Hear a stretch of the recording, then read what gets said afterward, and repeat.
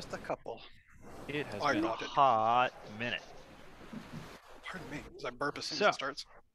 We are down a couple of players tonight, but it'll be a pretty short session. When last we left the Trollskull Six, you had destroyed the risen Prince Elasal in the high beacon tower at Claw Island after having snuck into the island covertly through a submarine and an underwater cavern. But then quickly you found yourselves standing high above the battle proper, down in the courtyard where a familiar face was under assault with members of the Lion Guard. You saw your wizard friend Kolinar down on the walls, and you descended rapidly, flying through the air as a large undead dragon broke its way through the walls. A long struggle ensued, but you managed to come out on top. It was rather entertaining, I thought. And now we resume the Pact forces that are sort of gathered on the ground have pulled into the courtyard and on the surrounding walls, and Pact Marshal Traherne has just given a rousing speech atop the battlements to kind of inspire the soldiery. And the real work now begins. Note. So, knowing that you participated as you did, and having seen some of the magic and the goings on, Grand Marshal Traherne makes his way over to you amidst the. Now that the sounds of battle have died down, people are kind of somber and quiet. You hear the creaking of rigging and the crashing of waves all around you, as it's a fairly small island, all things being considered. And he explains that in the wake of such a traumatic battle, he's going to need a couple of days to set things right. They need to take all of the Risen away from the courtyard. The plans are in the making for how to handle that, but they also need to care for their sick and wounded and the dying. So there will be a great deal of work to go around over the next couple of days before the fleet is ready to return to Lion's Arch, leaving a sizable garrison behind to ensure the island is not retaken. Before kind of moving forward with a couple of days of rest and recuperation, is there anything you guys would like to do in the immediate aftermath of the battle?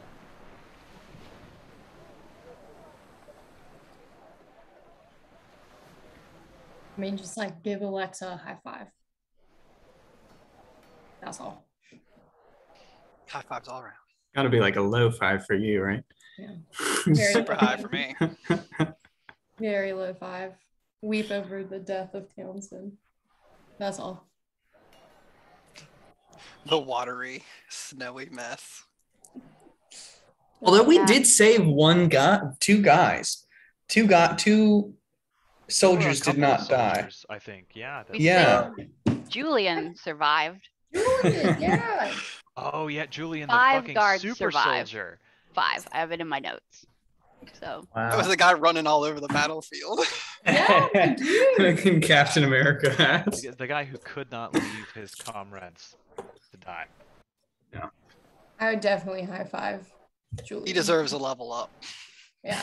He is beat to shit. He is in rough shape. But he kind of leans up and gives you a enthusiastic but gentle high five. Nice work, man. Good hustle. Thank you. Thank you. Yeah. I was a appreciate good your life. protection. That was something else. Yeah, if you go to the Cenobium in Lion's Arch, tell them to give you the birdie, and they'll know what it means, and it's gonna really exfoliate things. You look a little grimy. I would take care of that if I were you. Objectively filthy. Yes, please. Yes. Tell them to give you the birdie. You'll be a whole new man when you walk out of there. I shall do that. I'm very much due for some shore leave. And if tell it, and if you want, tell them to give you the birdie, and they'll make sure you have a good time. I shall. Thank you. All right. And should you, any of you, need anything in the future, I am yours to command. Good to know. I might call you for something. I don't know. You might regret those words. You fought bravely, Julian. We appreciate your assistance. And if you need anything from us, we have business cards. Bertie, don't forget. Absolutely. Here. And he'll reach in to his robes and pull out a business card. He reaches forward and like you can see just the slightest, with your crazy perception, the slightest tremor in his hand as he reaches and grabs it. You see him like look at it for a moment, like, and he just says, "Oh, thank you. This is wonderful paper. It's the best. Thank you. Yeah, absolutely. Yes. Friends won't believe this, but now I have proof. Thank you." Absolutely, yeah. He tucks it into his armor. Yeah, come by the tavern. We'll buy you a drink. It'll be great. You can hang out with the ghost. You all hang out in a tavern together. But we own it. In our tavern, yeah. Yeah, the Trollskull Tavern. Yeah. Mm-hmm. Yeah. Or the Trollskull Street. Yeah. I've heard of the Trollskull Tavern, and We were gonna get some troll skulls once, but we decided better of it. We became friends with them. It was weird. And the kitschy. it all makes much more sense now. I've heard stories about you. I've never heard you really clearly described, but it's been an honor. Thank you again. And you can see he kind of starts to just sort of like back Bow away out. and bow out, yeah. But then he turns and he starts making his way to the other 4 or 5 survivors of the courtyard battle. You see them all kind of like clapping each other on the shoulders and shaking hands, and they pick one guy up and a couple of them like shoulder him, kind of like help him walk out, you know. Brothers in Big arms shit. and all. Serious survivor guilt PTSD later. Yeah. Can't prestidigitate memories. I mean, you can if you're high enough level. Oh shit! That's true. Such is the point. if There is no PTSD in D&D once you're high enough level. you're quick enough. I think you Let me have just to help you have forget. PTSD to go Yeah. that. Chris, did the 5 survivors that you counted, did that count, Julian? That counted Julian, yeah. Okay. I just need to make a note. Hmm. Never had that happen before. That might just 5 be the level 2 formation of a new NPCs. guild. Oh, hell yeah. Oh, there you go. I fucking love to see it. Yeah. Fight him in the pit sometime. We'll fuck their day up. You are now kind of left to your own devices as Traherne begins to turn around, and you can see General Almora of the Vigil is nearby. Inspector Keel kind of makes her way into the courtyard at this point, and they gather together and start talking and disseminating orders. You can see runners kind of coming and going as small companies of soldiers begin to organize, and some are clearing bodies, some are moving risen, like dragging them outside the walls. Some begin to clear debris, you know, because a big chunk of the wall has been taken out, so they're starting to organize that.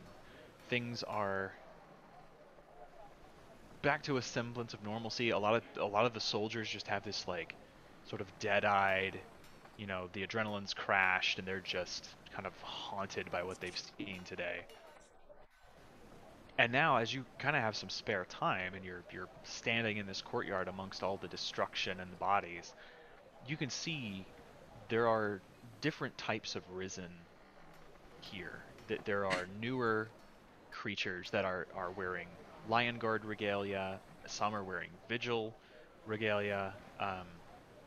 Some look like just average seamen, captains, you know, people, merchants that have been picked up at sea in the last, you know, year or so. But the Orion risen are easy to make out. They think about like the crew of the Black Pearl, or not the Black Pearl, the crew of the Flying Dutchman from the Pirates of the Caribbean movies.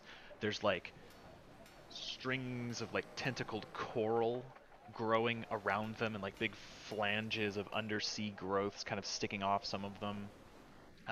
Half their faces are fallen away, and it's just like exposed bone with barnacles and shit like that.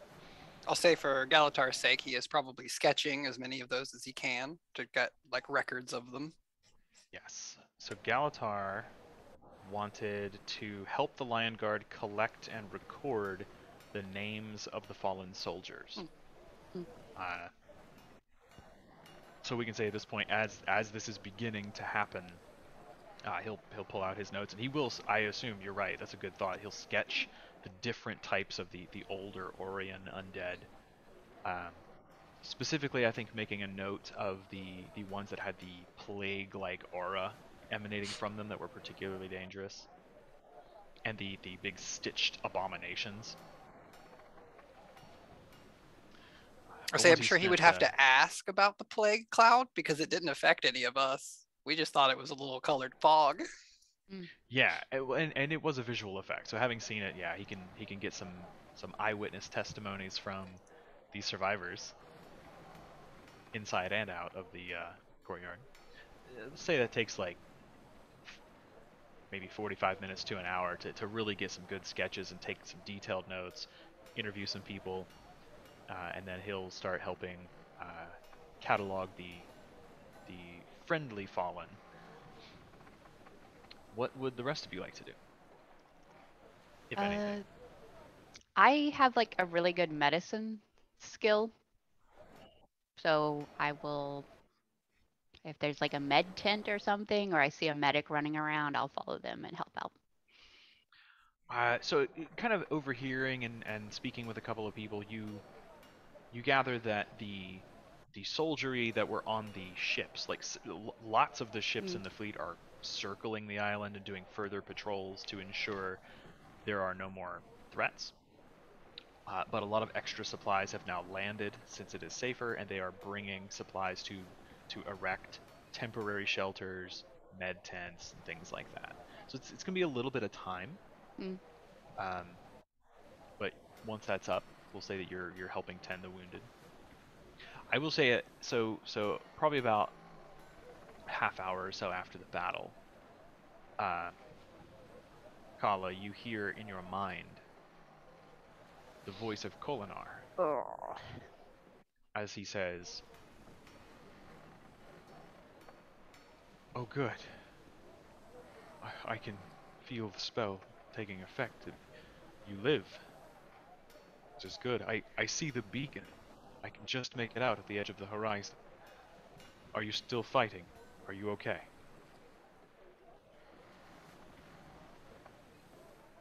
That's all you hear.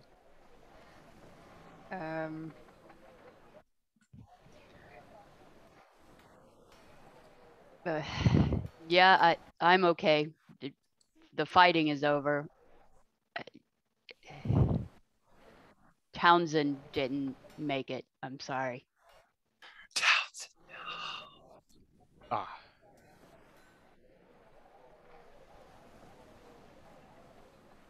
Was he able to help? Yeah, he was super helpful. That's... Couple seconds go by. Then he served his purpose. I won't be making another simulacrum soon. Too expensive. I'll see you soon. That's all. That slipped off my feet there. I gotta check my thermostat, guys. Hold on. Yeah, because it's getting hot in here. Anything else? So Birdie would be, I think, going around after a point, after seeing Julian and like seeing everybody, and he's just going around like prestidigitating people. And he walks by, like, ew, gross. Oh God, ew. And he's like prestidigitate. Yeah, he's like under his breath. He's like, ew, gross. And he'll like walk past him and press. Hundreds of soldiers that are just filthy from. Yeah, so he'll kind of walk through and kind of at least prestidigitate like their face or something. Get all the gore off. he's definitely got like an ascot wrapped around his face as he's walking through, like like holding it all over his nose. Gross, that smells really bad. Yeah, but he'll be doing that. Yeah, similar. I'd say I'd go with Colin, do the prestidigitation for the med people, clean their wounds, clean the blood up. Rena would help with any moving of the debris, repair, moving shit stuff. It's very strong.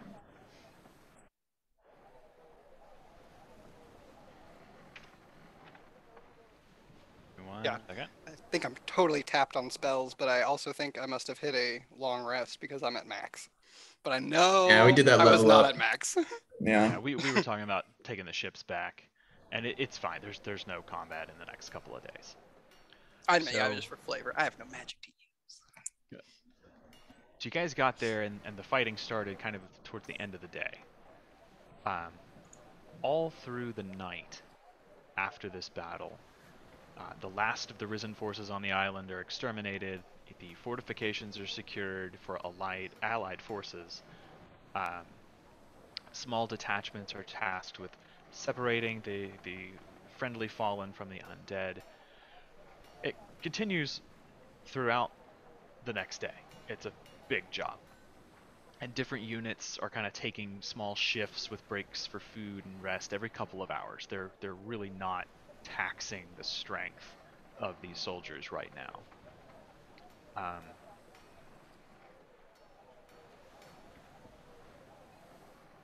I will say on the second day, just as a pure curiosity, since this is like the first time Alexa's been in a battle, like fight, I'm just gonna go around and subtle cast detect thoughts and just kind of read people's minds and figure out like how do people feel about war. Okay, So I mean, you know. Yeah. So before you guys bed down that first night, there was a sudden popping sound beside you, Kala. Just like out of nowhere. It's like there's a crackle of energy in the air, and then there's sort of like and you turn, expecting something untoward to have happened, and Kolinar is standing beside you. Oh. And he kind of looks around for a moment and sees you. Brown chicken, brown cow. You're alone? At this point, you're probably in a med tent, and it's well dark, and people are not. It's not a place of high spirits. I mean, people are happy that they've won, but it was a high price. And he sort of like puts a hand on your shoulder as he's looking around. You all right? Yeah, I'm okay. I'm not hurt. Yeah, you don't look injured. That's very fortunate. And he looks around at like the horribly maimed and wounded people in this tent. Where is the risen prince? The Lich? He's still up in the tower. I guess I could take you if you want. Did you recover my staff from Townsend? I would think I would have I think grabbed this from Galatar. Galatar. I was like, somebody grabbed it. So. We wouldn't have left it behind. So he just sort of nods and says, "Don't worry, I'm going to go take a look. I want to make sure there's nothing dangerous up there. I need to speak with the Pact Marshal. Would you like to come with me?" Yeah. I also brought. I have the robes he was wearing. I didn't know if you wanted those. That's all right. They're probably covered in gore and other disgusting things I'd rather not know about. Okay. Thank you, though. Let's gather your friends, shall we? Sure. Yeah, Damn. I was hoping that this would be a solo look into each other's eyes, like he's about to fall off a cliff and Kala catches him. I'm sorry about Townsend. There wasn't really anything I could do. I Don't be upset. It's thought he all was right. you. Oh, I'm terribly sorry. It was a last-minute addition. I hadn't planned on attending. But I thought it would be remiss if one of us didn't go, and I figured with the staff and Mm. the ring, he would have more than enough options at his disposal to at least keep some people safe. Yeah, he I'm fought not a well. combatant. That's good to hear. I'm not a warrior by any stretch, but I do have some potent magic at my disposal, I like to think. He was a good similar crumb. That'll do. Yes, terribly expensive though. I think I shall Yeah. stick to the invisible servants for the time being. Anyway, let's go find your friends. And you guys are all Yeah. gathered together. It is like 10 o'clock at night. It's really late. You guys are tired. But eventually he kind of rounds you up and talks to Galatar briefly. It kind of goes into a little bit of a technical explanation of the enchantments behind the staff and the ring, which is a ring of spell storing.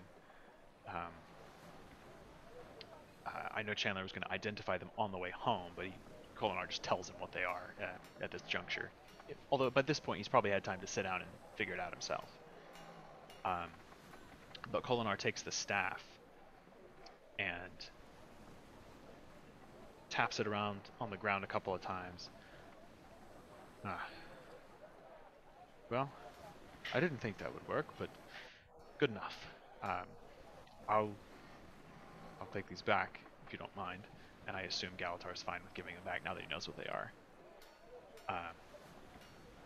I'd like you all to come with me if Marshal Traherne. And you see the Pact Marshal's walking by kind of at a brisk pace, and he stops suddenly, he turns.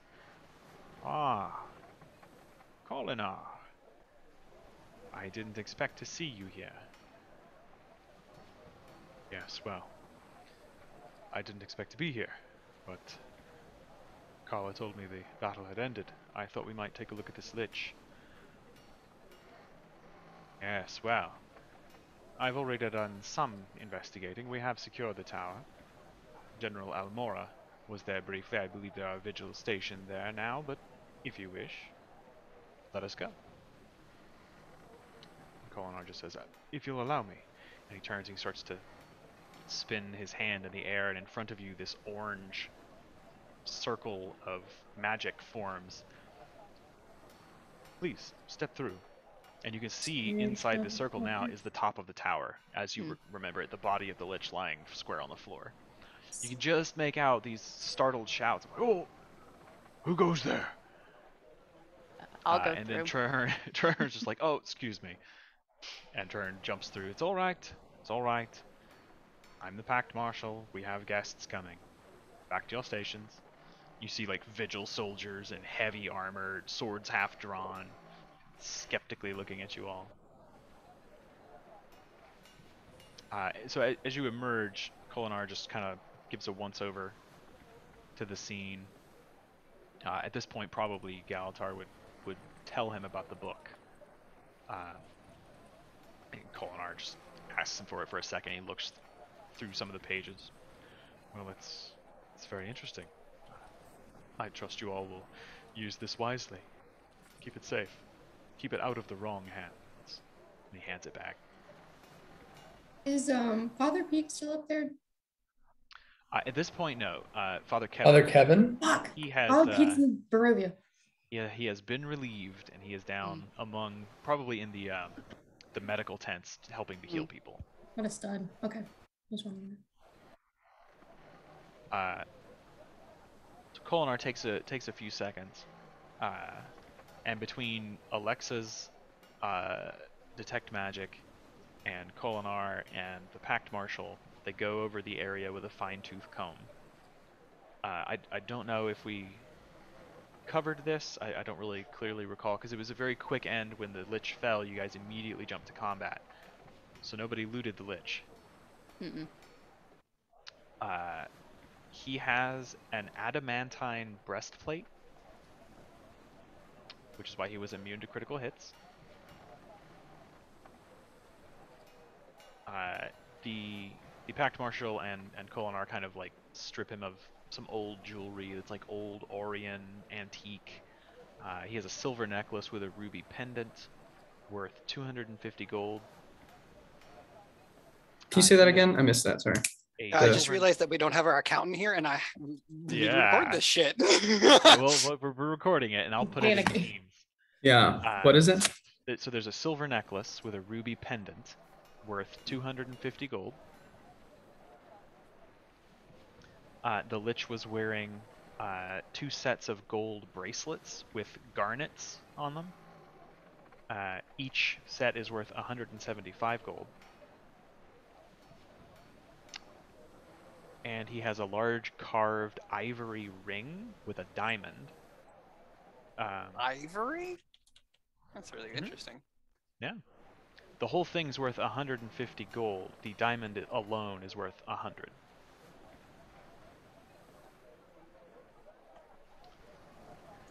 And Kolinar kind of looks him over and makes a comment about his the Lich's robes being like tattered and mildewy and pretty well disgusting, seeming to have no magical power of their own.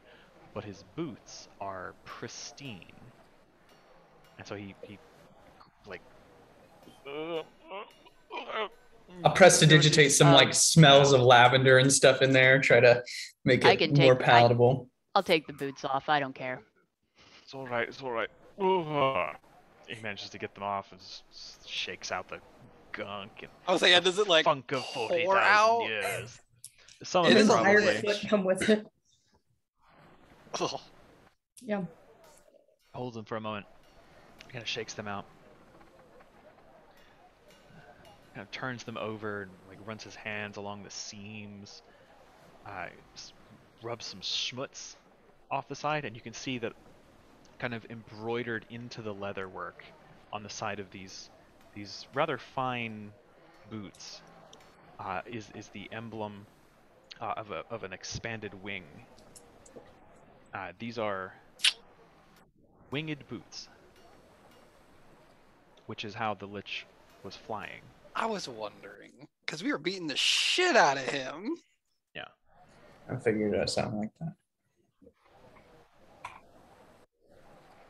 Kolinar kind of takes his own notes, goes over everything, and then turns to Traherne and just says, "Well, Pact Marshal, nothing particularly dangerous here. I suppose the Lich himself was the gravest threat. Nothing that needs to be protected by the Temple of Cormier or the Priory. I think it'd be safe to leave these with the Six." And Traherne kind of just nods his head. "Yes, I have no objection. A bounty of sorts for a job well done.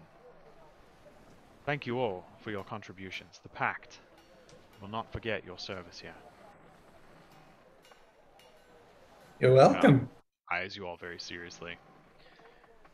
"It will be some time before we are ready to push into Ore proper and take the fight to Zaitan. But my words earlier were not empty. It will happen. First we'll fortify this place, repair all the necessary areas, make sure that we can hold it. It will take time still after that to build our forces back, and I have some projects in the works. Something interesting, a collaborative effort, shall we say. I'm keeping a tight lid on it for the time being, but suffice to say, when the time comes, I hope you'll be ready, and you'll be with us when we push into Ore."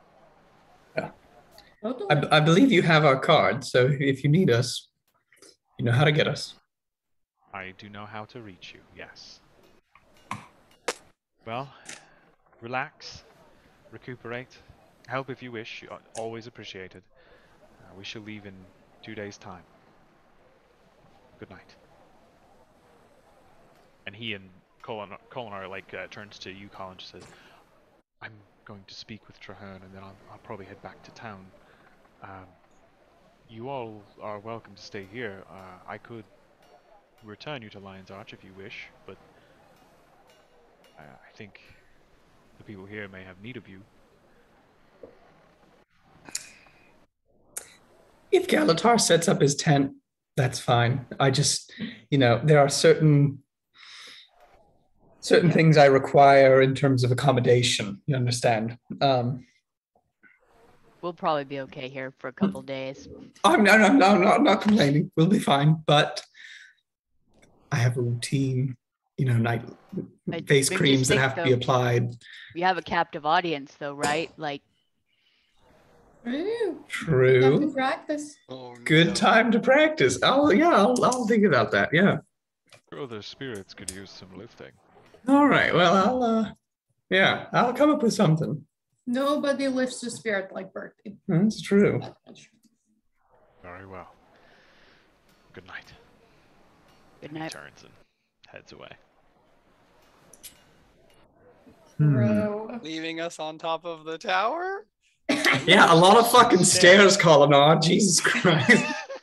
Such a dramatic He's exit. walking. if you He's want. walking with Trahern. So. Oh, shit. They're God. all walking? Like they're I walking just kind of look down over the edge. I'm like, I stairs wish I and- had a little bit of magic.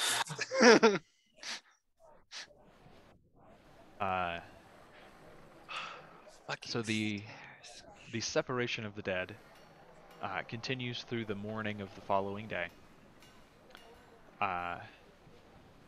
After a large meal at midday, preparations begin to pile the risen and burn them on Claw Point, which is the promontory that extends to the west of the fortress.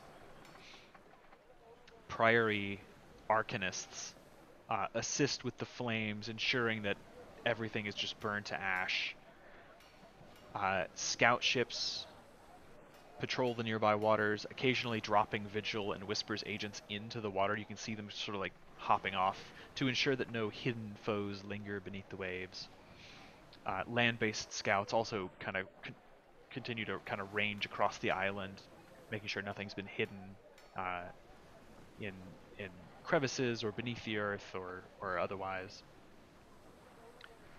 The second night is somber and reflective, as the fallen allies are prepared and gathered together outside the fortress walls in ceremonial pyres, and their bodies are cremated. They're prepared for burial, though, so like most of their personal effects are removed and boxed up and labeled to be taken home and given back to their loved ones. You guys definitely pick up from time to time throughout this evening of sort of quiet commemoration that there are pockets of soldiers in the Lion Guard who start singing old hymns and shanties of their seafaring ancestors. Every now and then someone from the vigil, you'll catch like a bit of Norn skaldic work, and very, very rarely when a char is placed on one of the pyres, you'll hear just a little bit of sort of a primitive guttural chant. Yeah, Bertie would definitely add in on the music in terms of, when he could. Absolutely.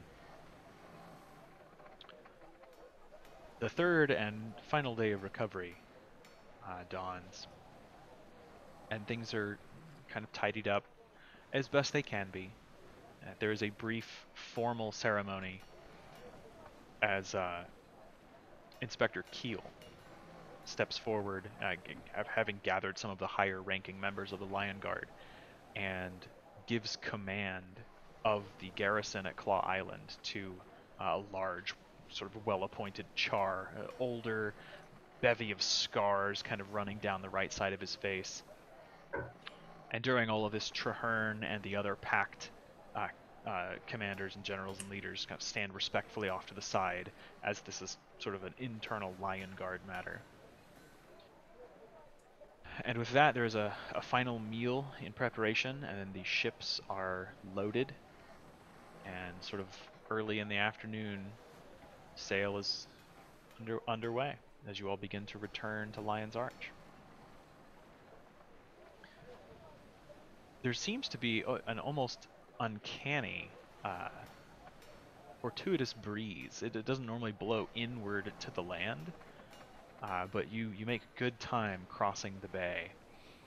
And as the city of Lion's Arch grows steadily in size, you can begin to make out the familiar shapes of Cenobium, the large Black Lion trading post up on its hill, Fort Mariner, where Captain Magnus and Ellen Keel work, and other, monuments that you're familiar with. As the lead ship approaches the harbor, you see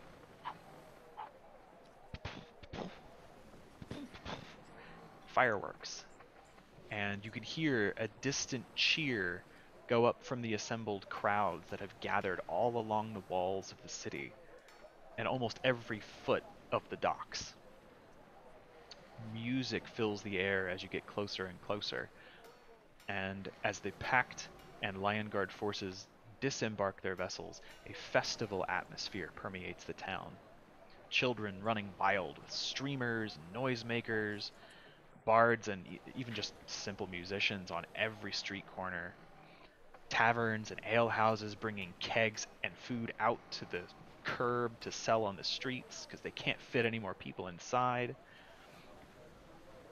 There are poorly crafted, you gather very quickly assembled figures that vaguely resemble dragon-like creatures that are being carried around on people's heads, and people are jeering and booing at them in the streets and just having a real riot of a time in celebration as the victorious forces return. I assume when the Trollskull Six disembark, they make their way to their home. Okay. Yeah, that works. You arrive and the Trollskull Tavern is surrounded by celebrants by the time you manage to push your way through these cheering crowds. It is standing room only. But somehow the bodies part to make just enough room for you guys to each squeeze in next to the bar.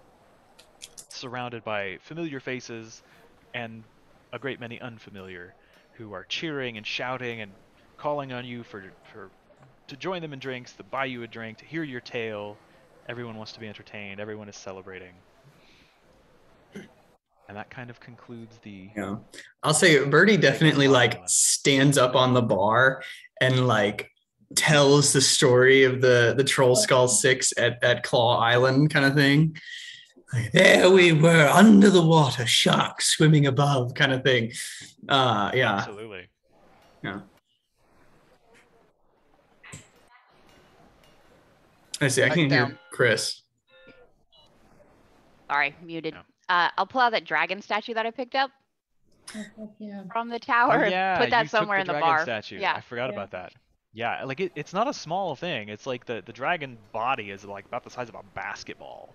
And so the wings kind of they're not spread out, but they kind of curve around, and it's like a fairly sizable thing. And it's old and kind of crusted with barnacles and a bit of coral on it, but it's pretty cool looking. Birdie, out of a sheet of paper, will wrap it into a cone and write dunce on it and put it on top of the dragon head. Nice. To the uproar of cheers. Absolutely. You guys watch as throughout the night, Mala is just sort of flying around, buzzing overhead, delivering little trays of drinks to all the different people. Every now and then there's an invisible cup that comes sliding, or a cup comes sliding down the bar, pushed by an invisible hand. As your friendly neighborhood poltergeist, Leaf, serves up some beverages. I like the visual of the invisible cup more with just liquid. Yeah, down. it's just liquid. Mug-shaped liquid. And yeah, so you've got a pretty good stretch of time. The Pact has a long time they need to recover, to rebuild, to prepare for staging a rather large invasion. I did just think of something totally new. But anyways, keep going. Sorry. Yeah. So you party hard that first night. I mean, it lasts really until the early the next morning, like well past breakfast time, Yeah. before people finally start to peel off, and you go outside as you make your way around to the front door to go up to your residency, and like the streets are just littered with fucking confetti and like food sticks and bits of food and streamers and all sorts of paraphernalia. People just like passed out in the gutter. Like some of them still have mugs from your tavern just like laying out there, tongues lolling out.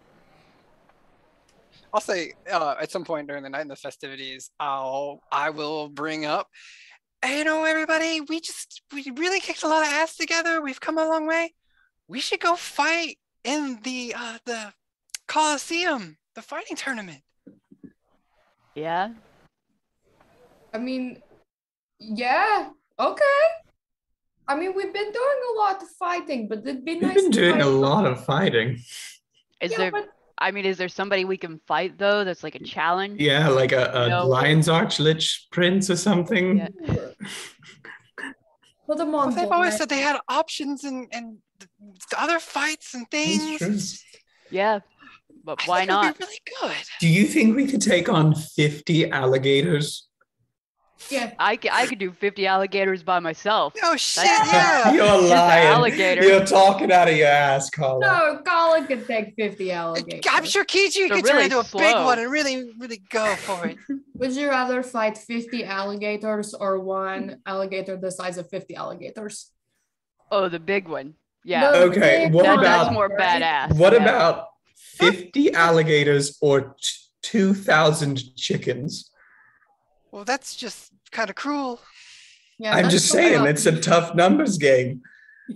I mean, after the chicken, you could have a big banquet, because you've got all that Well, free chicken now. That's You could also do it with the alligator. Mr. Gator. Yes, I've never had that. I don't. Is it good? Really? I think you said It's like I- swamp chicken. Oh. Sure. Yeah, that sounds good. I'm sure they have some that we could pick up somewhere. It is a bit outlandish. Alexa, I'm in. It's been a minute since we fought for like fun. I feel like Galatar would back me up because we always have crazy ideas. Yeah. You guys just love to run something. We do love to start shit. You do love to. That's it. Uh-huh. I would I'll be honest, I could use some extra cash because I want to get a big sword. And it is nice to fight for, swansies. Not to make sure we don't die. Right, yeah, it does. Hmm. It always Yeah. says it takes time. So maybe it could be a first test of your sword. Ah. Hmm. Yeah, Rena, did you say that you're looking for cash? uh-huh. Like how much? I'm going to have to do the math. So that's gonna take at least 5 to 7 business days. But like a decent amount. Like, give me a number. I'm going to have to do the math the me page alluding to. Like, sure, just, subtract the number of the cost minus how much you deposit. have, minus the deposit, and that's your number. Sweetie, don't forget the cost of the sword. I have it in Isn't my it notes. 6, 8? It was 8,000, I think. I knew it was a bit. I want to say it was 8,000. And I'll double check. No, it was 8. Oh, well, actually, that may be right. No, It it was was, 8,000. it was It was a little lot up of there. money. Yeah, but it was hella Yeah, 'cause worth it was it, like 8 weeks. which got cut, but that was the help. That was what we got a bonus on, not the price, but Sorry, the time I was it looking up took. arena statistics. I did Oh, have sorry. enemies listed for higher levels. I had like all the way up to CR 25. Oh, fuck yeah. Baby girl. That's 40. So I'm saying we should set that up then. Test drive the sword. Oh, right. It's the You link. got the time. That's I mean, that's up to you if that's how you'd like to introduce it first. Brina, do you even have like a ballpark? 8,000 gold, and it would take 8 work weeks, but he put another person on it, so it was 4. So it'll be done by the end of this week. Yeah. How I much have- money do you need? I have 5,000 gold pieces in the bank and an additional 1,000 on my person. Okay. 1,500 on my person. So you need like, that's nothing. Okay. I've got a plan. We'll get some money. No worries. Okay, sounds Lots good. of to me. worries. Go I'm out. gonna- Tell you what. Go out. Like, go out today Okay. and buy a very nice dress or gown or a very nice outfit. I already Doesn't have have to be a that one dress. dress from. That one's old. I wouldn't wear it again. I I'd get a thought new it- one. But the goal was to make money and not to spend it. You got to spend money to make money. You know what I mean? That But makes you are a sense. key tree that has the enchanted Orion formal wear. Key tree. Okay. From the first I- adventure. Yeah. I have many fine sets of clothes. I'm like, I don't know if they're enchanted. I know I got a couple. I knew it was a girl. Okay. All right, that makes perfect sense to Just me. buy a very nice outfit Okay. and we'll go make some money. All right. I was gonna have a yard sale. If you see a black leather couch, don't go in there. Oh. Why? A lot of shady things happen. No, keep going. What kind of shit? Go ahead. Well, I don't understand it, Alexa. What's We do a lot of shady things. Yeah. What's the Shady difference? things make money. This involves some weird recording magic and this assuring network It's called not the safe for work. Worldwide Not on Underweb. our stream. This is a family stream, Jimmy. The family D&D show, sir. Okay, yeah, I was going to have a yard sale, garage sale kind of thing. No, we don't need to do that. Mm-mm. I put it in my downtime list to the DM. So You come with me and we'll. As you think about the concept of like taking some of the things that you own and trying to sell them to people in this town, it occurs to you that you're one of the most wealthy citizens outside of like the merchant princes who run the place. Yeah. it was more so Brina? just like I have too many hats and a lot of seashells, and Brina was gonna set up a little table outside the tavern with shit that she's collecting. Fuck. For like 2 whole days of sitting outside, you make 15 gold. Exactly. Selling a Come bunch of on, hats come and on. seashells. 15 gold? Right? Yeah. That's pretty A bunch good. of hats and seashells. Okay. Pretty good ride. Yeah. Plus, it's like it's a hat that was worn by a Trollskull member. Right. It's memorabilia You at have that point. all the shit we picked up in the secret underground Yeah. cavern. We have like wine bottles, powder horns, Oh, that's Panthen right. silk. Sale? I have 5 wine bottles. And this Yeah. other Yeah. jewelry that we just picked up. Yeah, I'm your pretty sure bag you- of holding is like fit to burst. Yeah. Yeah. I'll take those wine bottles and put them up in my little tower and like Okay. I'll have a wine rack created, or so they're stored somewhere. I don't know. And there's 4 bolts of Panthen silk. Oh yeah. I don't know what that's I worth. called those, I believe. I Yeah. will take those and Seems have like those something you'd fashioned. want. We have 4 bags of spice, As we go to saffron, Galatar. salt, ginger, and cinnamon. And he can get free spice whenever he wants. Oh, Yeah. What are our spices worth? Did I not write that down for you guys? No, you didn't tell me the price of any of this. All right, hang on. Let me find it. I think Rita would miscellaneous go- shit. If I don't know, it's Yeah. worth like 7 silver. I think No, Rita these would are go actually to fairly have expensive. Saffron. That's Oh, that's expensive. fair. That Yeah. is fair. It's a real life expensive. That's true. 8 silver. Small camp.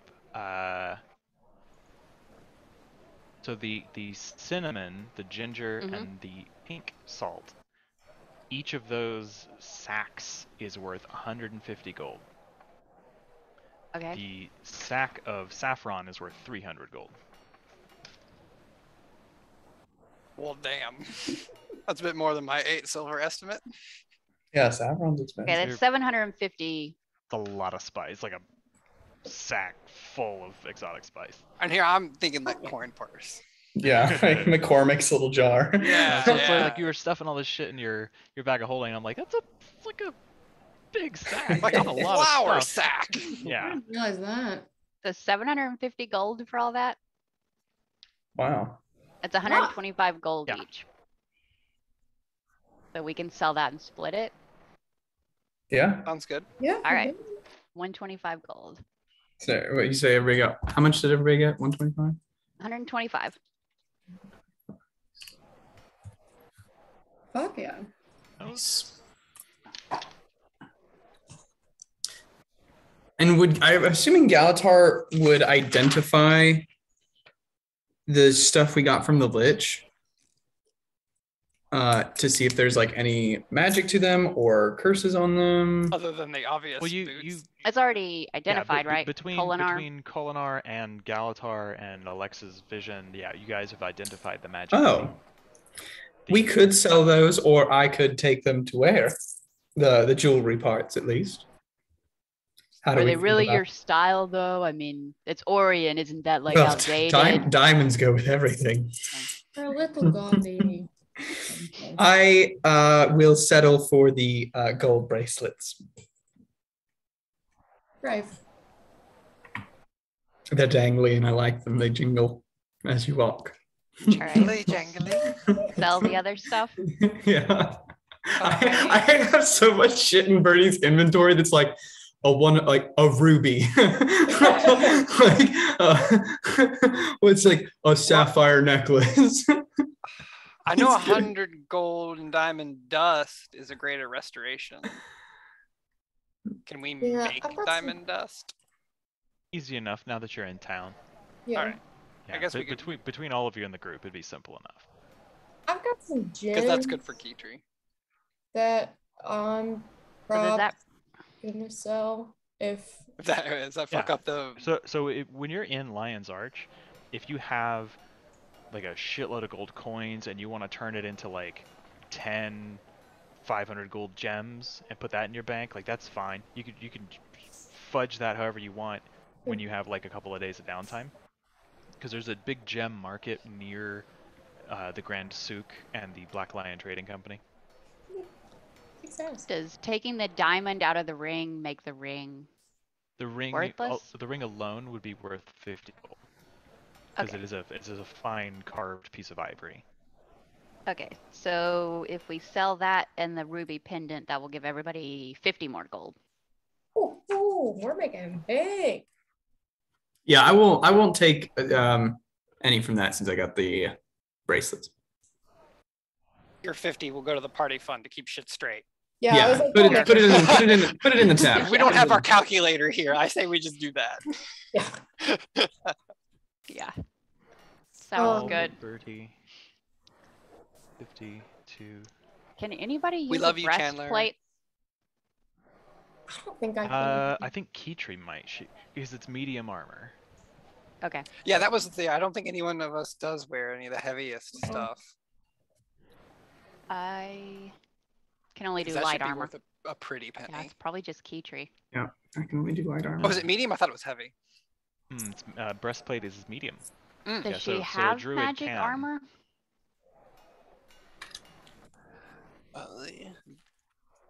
Don't I pull up her sheet? I don't know if I can see that on her inventory or not.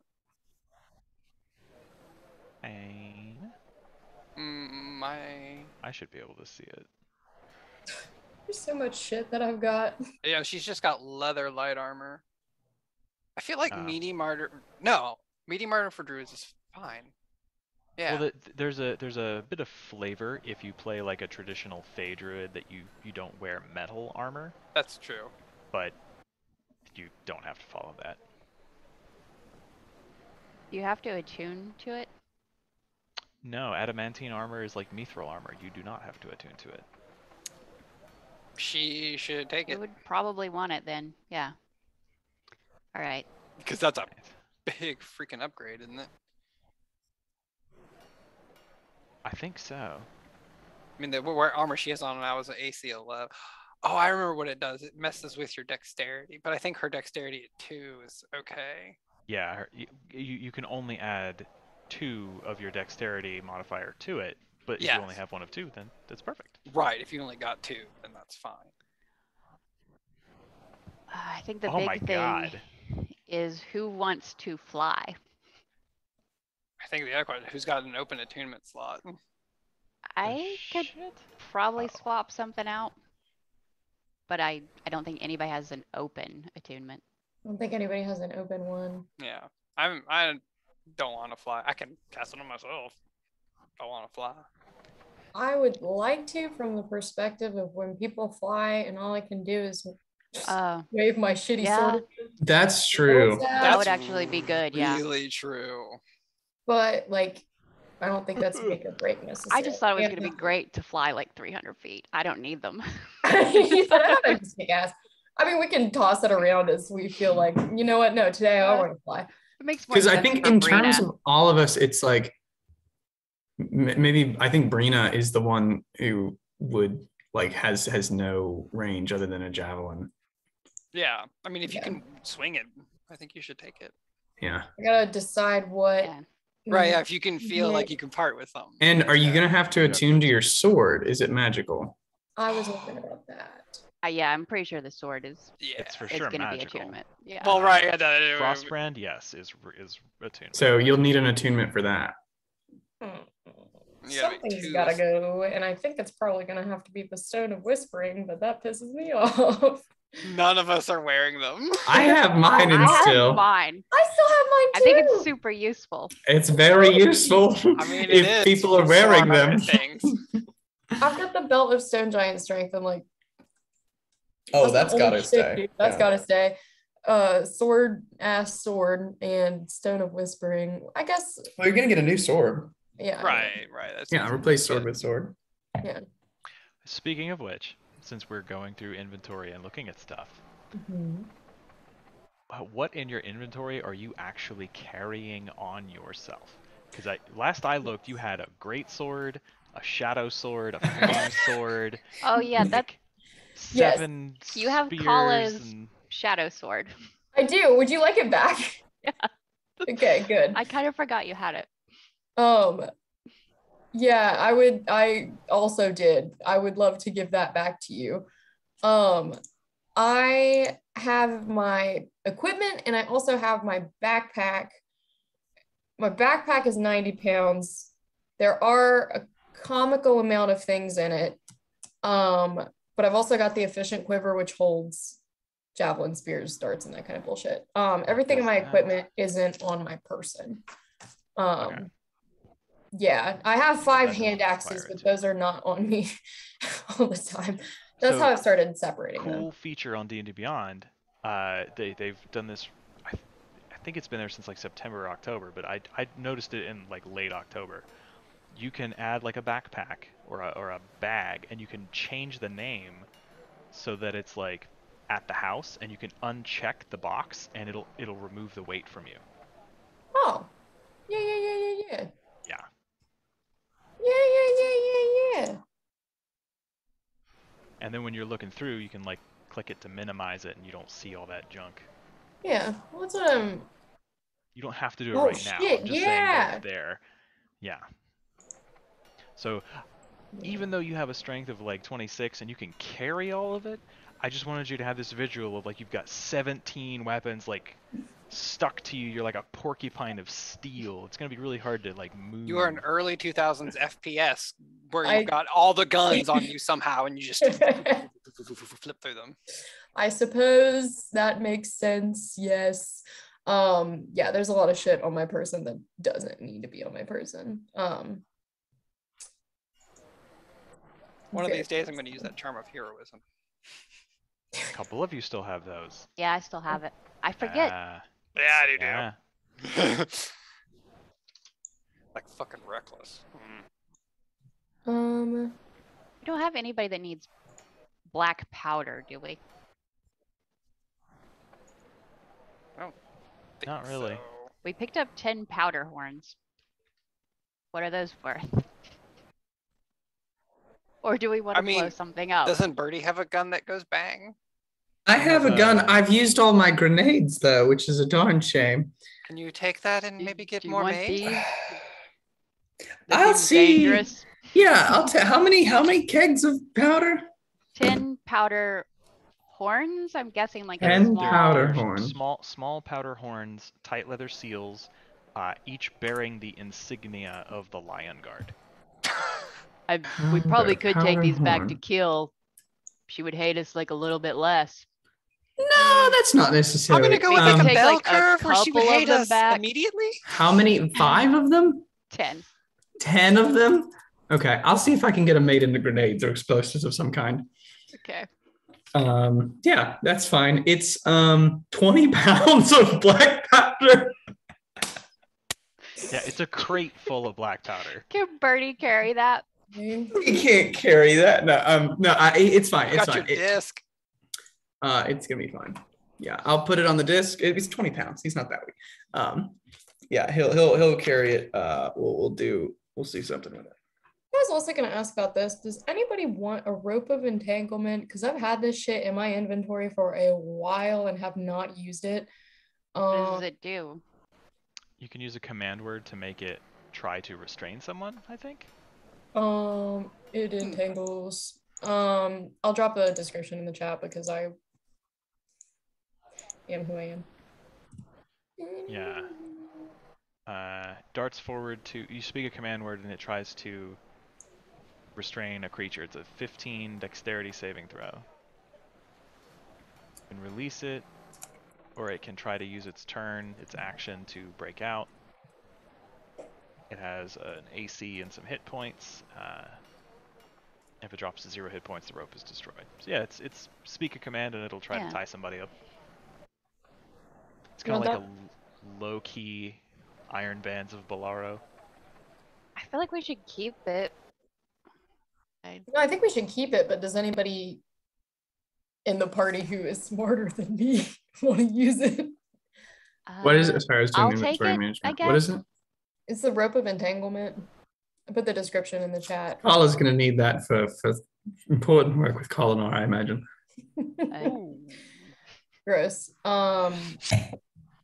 I mean, to each their own. It's important I'm just work, thinking, like, if scientific we're- King shame at research. this table. Shame. No, If we're it's science. chasing It's, somebody, Kala would be the fastest to get there to entangle them. Yeah. Yeah, take it. And Brina's Swords. grapple is probably better than the rope.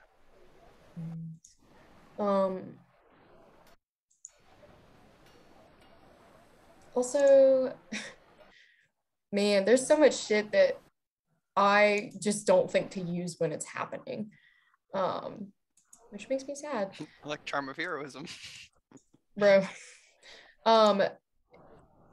Like, for example, the Nolzur's Marvelous Pigments. So fucking cool. Is anybody, Alex Camefield, Mr. Birdie, would you be interested in these? Because you're smarter than I and would probably think Yeah. use this for them. I will take those for sure. Oh no. Yeah, baby. What is it? You know, It's No. the Nozzlers, Nolzurs. I can- NOLZ. Nolzur's Marvelous Pigments. Oh wow, Some Wile E. Coyote shit. that's gonna go down nice. That's going in the backpack. I'll have to We're pull all up gonna have my- peepholes in our rooms. Don't do that. I'll double check my notes because have it written down for how much we have and how much I've used. Good shit. Good shit indeed. We also picked up a set of Lion Guard clothes. I'm guessing like a uniform. Yes, you have an official Lion Guard uniform. Oh yeah. Should we keep that? I can make one up if I need to. Return it for some goodwill? Or are we gonna Actually- need I this? think we should turn it back in. I mean, can't we just look like what we want mostly? I mean, Yeah, I mean, I can make us look like just about anything. I might have an interested buyer now that I think about it. I'll check around. I'll I ask. mean, we might have taken it from that buyer. I don't know. Perhaps. Yeah, You can have them if you want them. I don't particularly want that. Okay. What are you doing with it? I was saying we could take him, give him back to the Lion Guard. When you deliver the black powder?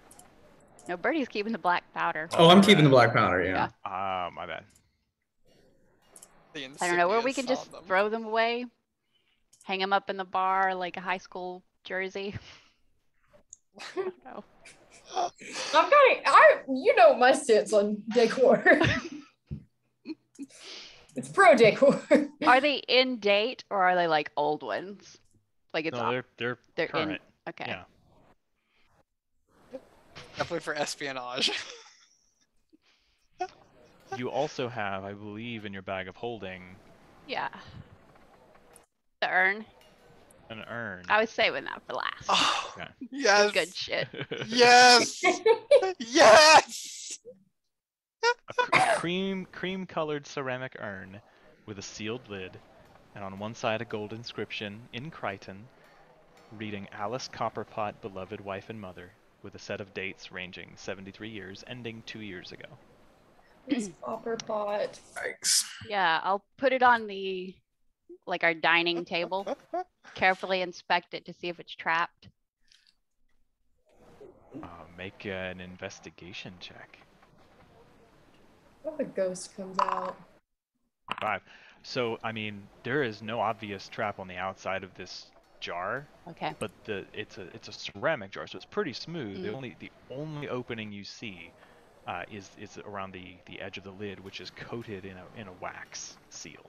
Yeah, I'll take my claw and peel the wax away and carefully open it. Are you doing this by yourself or people around? I'm Like, are assuming you we're trying all to like be probably secretive about I'm it, or- assuming everybody wants It's like to see what everyone's this is. gathered in, Yeah. you're emptying out the bag of holding and going right. through We've just been everybody's sitting here talking inventory. like I Yeah. guess one evening or morning or whatever. Yeah, this is all. Okay. Everybody wants to see this, I think. I fuck with Okay. this. I don't barely Desecrating somebody's remember. remains. So That seems like a family you guys watch activity. as Kala peels Are you with sure her claw Kichi would be this- down for that? Probably not. Kitri has probably voiced some opposition at this point, saying like, you know, it's not really nice to violate people's remains. It's not that really way." ashes. We know that. It's definitely not. Get You this just watch problem as Kala peels this wax off, and there's a suck sound as you pop this lid, and the scent of ash hits your nose. Uh-oh. And as you look down in it, like you can see on the inside of the lid, there's a thin coating of ash, and looking down into it, there is just a fine, silty material inside this urn. Pump it out. Could be something in there. I'll get one of my thieves' tools, the long, metal chopstick, and stir it a little. So you guys watch as Kala's momentarily We're going disappointed. to And she hell. rummages around in her bag and pulls out a couple of little pointy bits from her thieves' tools kit. Oh, wow. So you're kind of stirred around, and you feel clunk. Oh, It hits yeah. against something. There's stuff in Something's here. fucking in there. Yeah. I'll just dump it out on the table now. Yeah. Oh. So you get a gallon of ash Is it on your people? table. But as you're make a medicine check. Yeah, I want to know if it's actually got I'll give you bardic inspiration on that. I was like, Alexa, you know stuff. Because what the fuck is that? And as you dump this out, carefully so it's not spewing smoky What ash was throughout the your room. bardic? D10. Yeah, does it look like ashes to me? 16. It is ash. Like cremains. Does it look like cremains? Yes. You have I won't burned- tell anyone. You have burned say enough bone Yeah. and Yep. body in cooking and cleaning animals and people in Well, yeah, war and that's the- fighting from the Flame Yeah, Legion. Flame Legion You know what cremates cremation people, remains yeah. look like. This does kind of resemble that. Yes, there are bits of bone that clearly. It's chunky. I'm not telling anybody. It is chunky. Yeah. With a 16, as Kala kind of dumps this out and smooths it out, you all see. Let me look at the note here. Where is this? Cream color ceramic Breakfast time urn. desecration. You all, as the ash kind of settles out, you see that there are 4 perfectly spherical beads that had been suspended in this ash. And as you kind of like go over the ash, give it a once over, you see a couple of what look like small teeth, and they do not appear to be human. This was probably something like a Jura? No. Okay. Looking at it, it's definitely something like a dog or a cat or like a small animal. It's fake. Okay. Yeah. And taking a moment, Kali, you kind of pick these out with your claws. You find 4 perfect black pearls. Ooh. Bro. I will flash up Detect Magic. Do they do anything? They are mundane. Alright. You just probably were Are banged. they worth a lot? Does anybody, do any of Birdie, us know? I've seen these before. I think I had one at one point. I sold it. I'm reasonably certain they're worth 500 gold each. 500 gold, yeah. I knew they were worth a Black lot. pearls are pretty rare. Somebody was going I think through there's a a great spell deal of component trouble. for them too. I think they are a spell component for something. Yeah, I don't know what, but I feel like I have read that. I'll do a little look around. Do you lie to Kitri and say it's like, oh, it's chalk? Or do we just resign ourselves to dog ashes? When I see what it is, I'd be, oh, see, it's not even a person. It's not The a Circle of Death person. spell. Oh, the Circle of Death. Circle of Death. Circle of Death. It's a 6th level necromancy spell. Requires the powder of a crushed black pearl worth at least 500 gold. Wow. It doesn't consume it, Well, there's your but you have to have it. your new sword. Yeah, Bring it doesn't consume it. Yeah. Ooh, You just have both to have it. Galatar and I available. could take that spell. I think we should Yeah. have one on. So we keep a couple of those and Is sell a it- couple since it doesn't consume it. Oh, it's Yeah. necromancy, so my glove doesn't work with it. Never mind. Maybe sell 3 of them. Yeah, if Brina takes 2, that's enough for her sword, right? It's Sure. true. Is Could that give, how much yeah. you needed? Yeah, we'll give them to Brina. All right, no yard sale, baby. I'll take one if we're not, if we're just giving them away. I'll try. I tell you what, I'll take one's value. If we turn it in for some gold, I'll triple it. I'll turn it into more money. It's Is a Alexa keeping one? 60-foot radius. What Ooh. happened to the Yes. Circle of That's Circle Death? of Death is a twice fuck you spell. As big as Fireball. Yeah. So I mean, And like it doesn't ignore your friends. Like it's Yeah, everything. It's it's- a nuclear option. each creature in that area, What's the damage look like? 8d6. 8d6. Oof. Yeah, it's not What? terrible. Right. Yeah. That's how I was looking. I was But- like, that damage seems like crap. And then I reread the 60 feet. It's Has- huge. have we You do it in the middle ever- of town and you kill like half a block of people. Yeah, that is not. I don't think I will use that spell.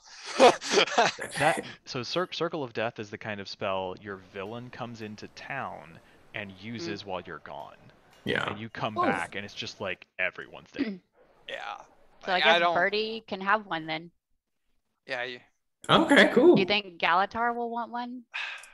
We'll leave one if he does. Right. We can put it as a maybe, because just in case. I don't think he will, because again, it's kind of a devastating spell, and I don't think he'll go for it character wise. But just to leave I it think it open. would be a curious choice. Yeah. If he did Well- take all of a sudden.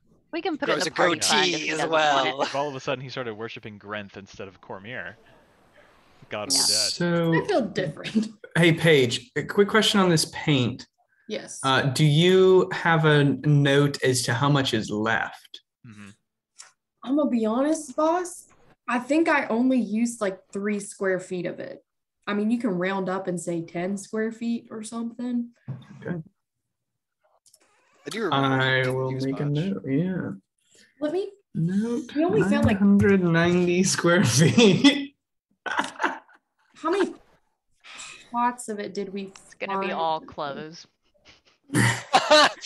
Oh Look my at this God. new gown I made. I didn't even think that way. No, it's gonna be fun. I'm gonna put that to good use. Good. Wow. Oh, that's exciting. It's like Christmas. Yeah, I'll triple the black diamond or the black pearl, and we'll dish it out. Any profits I make from the black pearl will Oh my gosh. Wow, I just thought of some deviant Birdie as a villain would be. I was like, oh my god, he could really fuck some people over. But I I will shan't. say at this point in the broadcast, for record keeping, I put the adamantine breastplate on Kitri's character sheet, and I went ahead and equipped it, but I didn't remove the old armor. So if she wants to change that back, she can. With a breastplate, her AC, as long as she's carrying that shield, is a 19. Oh, I was gonna say 18. Damn. Yeah, because it's a +1 shield, I think.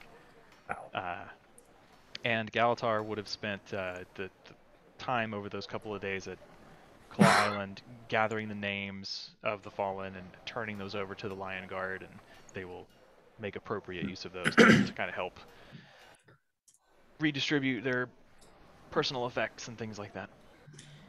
Ryan, I will say, as just like another note of housekeeping, if during downtime Birdie can purchase just like a plain old rapier, Easily done. You probably Yeah. fucking have one. Right. What are you getting up to, dog?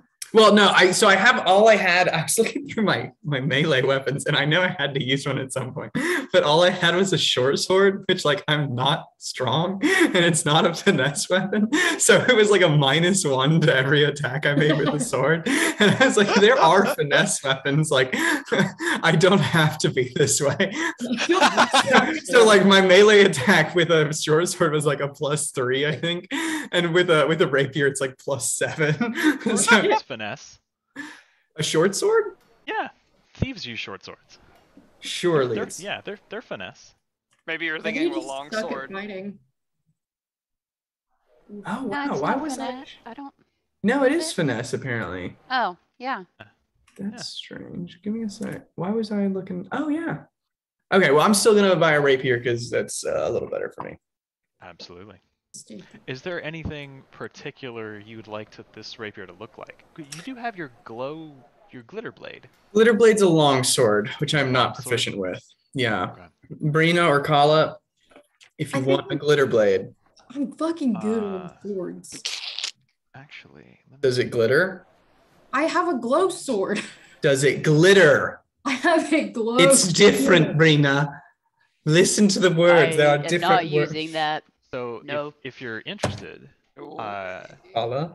the dynamic defenses, Jax in Ratasum, Hmm. he sells glitter blades. There Oh, are rapiers. The blades are they kind of resemble like an oil slick that iridescent Yeah. patterning. They leave behind brief shimmering arcs of illusory rainbow sparkles. It's 400 gold in addition to the cost of the normal weapon. So yes. Let me ask this. Can we retcon my purchase of the longsword to be a rapier? Because I don't think I, at the time, realized it was a longsword. And when I like plopped it in, it's like, oh, you have a -3 to use this weapon. I was like, oh, fuck, I'm not going to use that. You got a shitty That's fine. sword. Yeah. Okay. I will make that correction then. And I will actually use that now, which is exciting. With our recent purchases and sales, I have 8,000 gold pieces. Yay. Now you may Yeah. be asking, what do you have left over, Paige? 100 gold pieces. I'm a beacon of wealth and I'm fucking psyched about it. Brina just sits like a kid on Christmas for the rest of the week. Just waiting. On all the money under your mattress. Yeah. She gets it out of the bank. Right. Just ready. Just ready. Yeah. Actually, probably convert it to platinum if that's easier for this nice man. Put it all in silver. Yeah, actually, yeah, Oh, yeah, copper. platinum or gems. You can get gems that are worth like 500 gold, 1,000 gold. And Mhm. Gems would Yeah. kick 'Cause ass. it Like makes how it they don't easier make to carry. $1,000 bills, but you know, you can use other currencies. Yeah, Like gems would look so property. fucking rad. Also, just to remind you, there are stores in Ratasum that you can now easily, 10 gold out, 10 gold back, portal to get to, using the Asserta gates. There's Fett's Finery, who is a specialist in both the shift weave clothing and also fine Asuran formal wear that for 200 gold can do like fine gold inlays and gems, or like common spell type effects, like mimicking some of the more common items like armor of gleaming or clothes of mending, that don't tear. If you want to do just like a simple illusion that didn't emit light, but just like flames on your lapels or something like that, it's perfectly doable.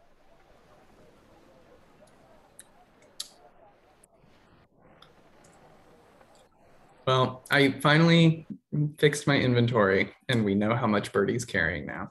It is 60 pounds. Fantastic. Carrying more than I. Yeah, more than me. Really? What's he carrying that's so heavy? Y'all got rations? No. Y'all not carrying? I'm carrying rations. That's in the bag I of holding. 9 days of Okay, well, rest. shit. Get a I'm load of not. meat. I'm gonna. Okay, I was like, I'm gonna move that. Galatar Then. can make us food. That's fair. Yeah. All right, I'm not carrying rations anymore. Do y'all have your 5 pounds of torches? No.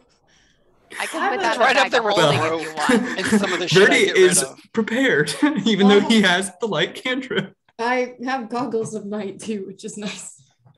I'm moving all this shit out here. I also have 5 pounds of water skins. I don't need no. What if he Again. needs a drink? Galatar can just make us food and water. I mean, I guess we can't take that water with us, to be fair.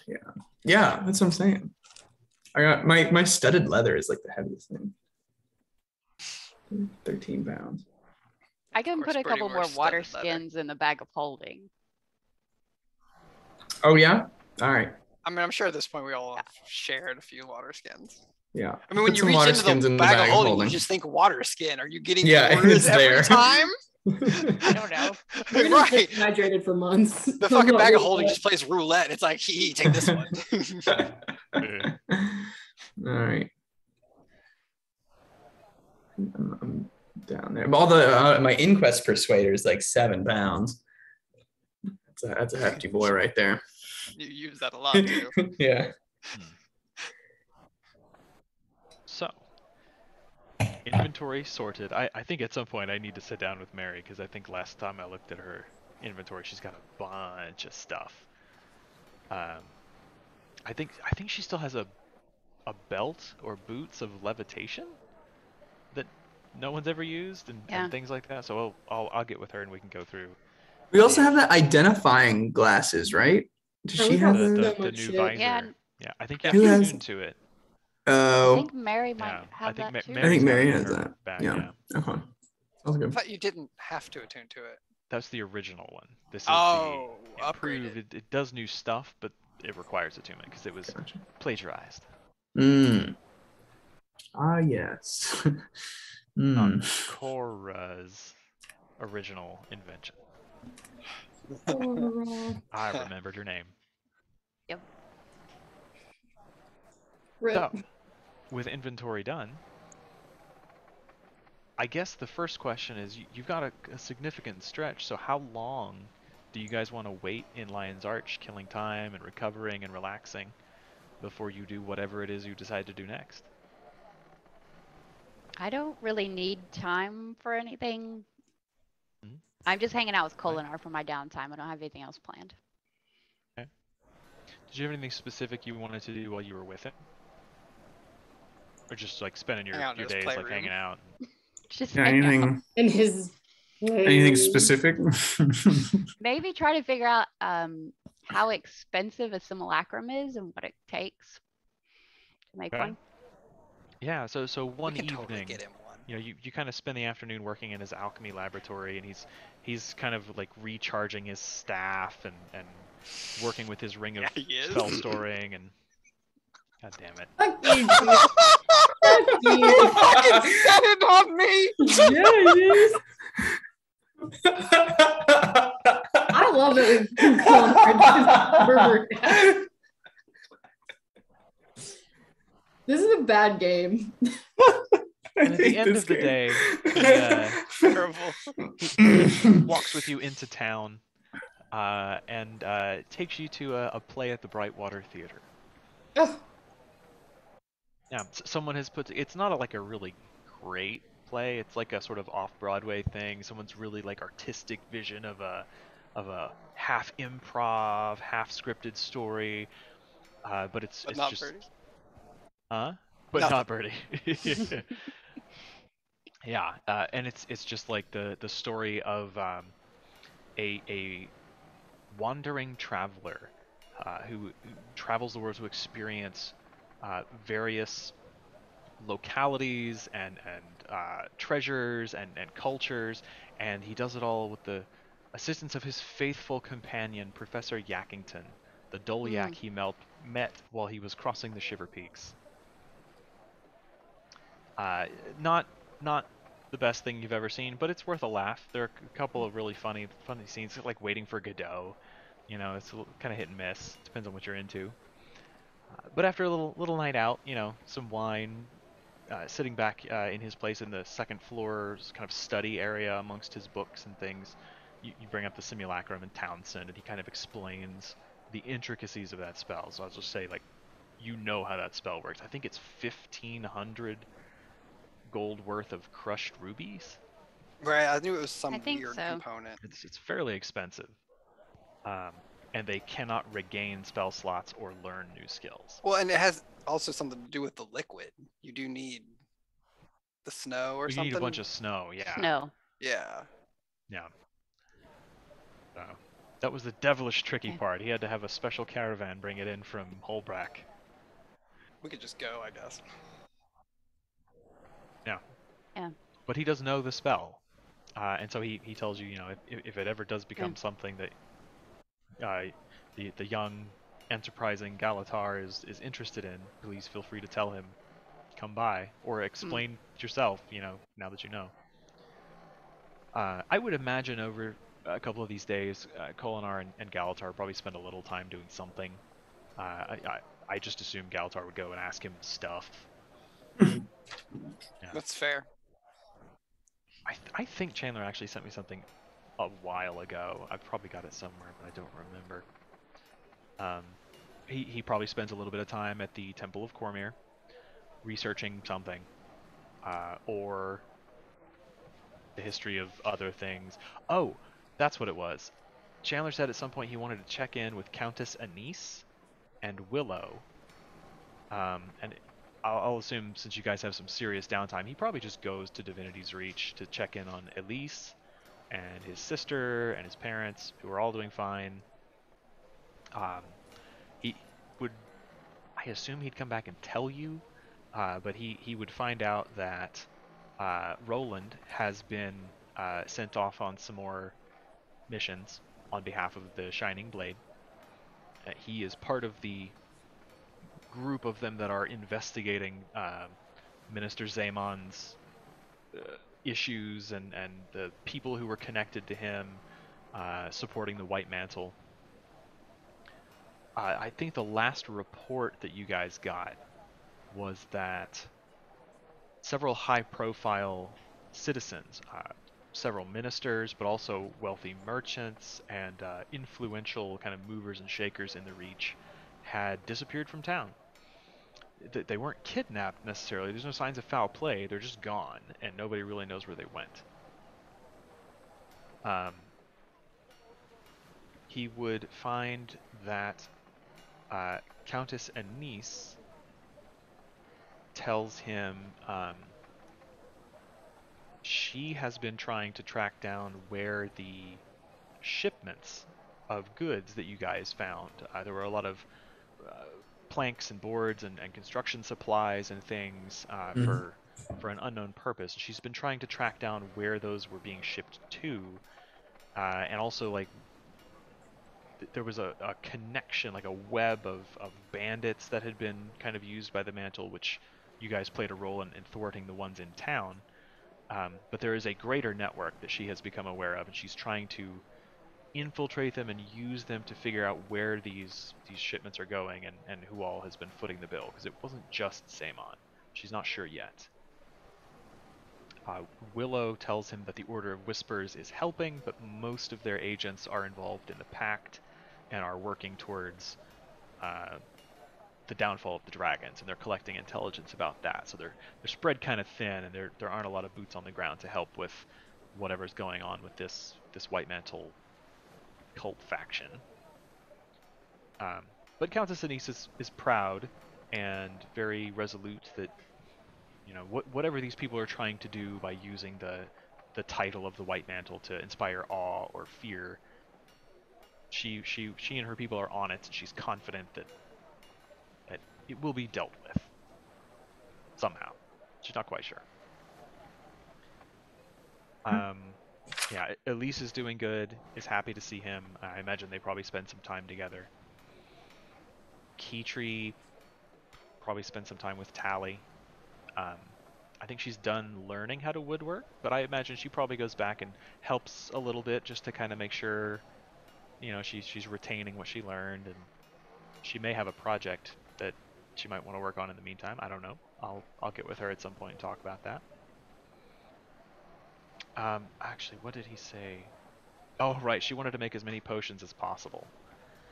So Sounds about right.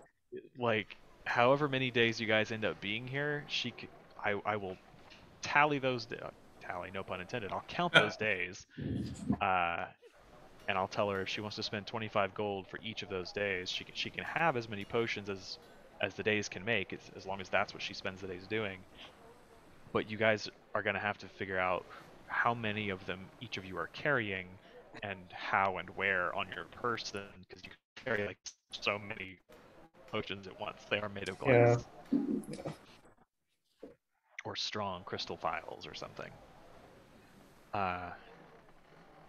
Brina has stepped away, but it's all good. So you go to Holbrack, I imagine.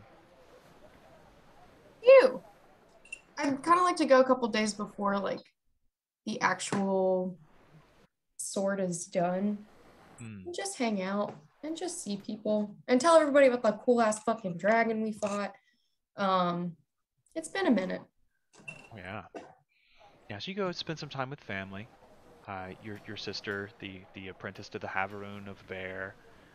You tell your story to the Scalds over the fire and lots of ale. They admire your beautiful war horn that you have, Coden Roar. Which, does that require attunement? I don't think so. Yeah, I don't remember. But yeah, so you spend a couple of days there, and Can you send me the description for that item again? Because I have it written. I was just looking for that. I just have cubes of things. Is it not in your inventory? I have it under like other possessions. I don't have it. Everything under other does. possessions. It requires attunement. So a pint of water poured into the warhorn magically transforms into cold, delicious ale. And once per long rest, as an action, you can blow the horn, and creatures you choose that can hear you within 30 feet can add 1d4 to their attack rolls and saving throws, and are immune to becoming frightened for 1 minute. Bro. Okay. So you're going to have some hard decisions to make about what you're attuning to. You guys are at that level. Too much stuff. And I will remind you all that if it comes to the point where you have a bunch of magic items and you're never going to use them again, you can absolutely keep them in the tavern. You can keep them in your bedroom, in the manor. You can hang them up on fancy shelves and glass cases, or you can sell them on the Black Lion trading post. I have a formula for like how many days it takes to find a buyer, and the house cut, and profits, and all that stuff. So, okay, double checking. 1d4 to attack rolls and saving throws, and immune to fear. Mm-hmm. Okay. For a minute, or it ends if they become unconscious. Okay. It's like a bless. Yeah. A little buff. All right. Oh, I got too much shit.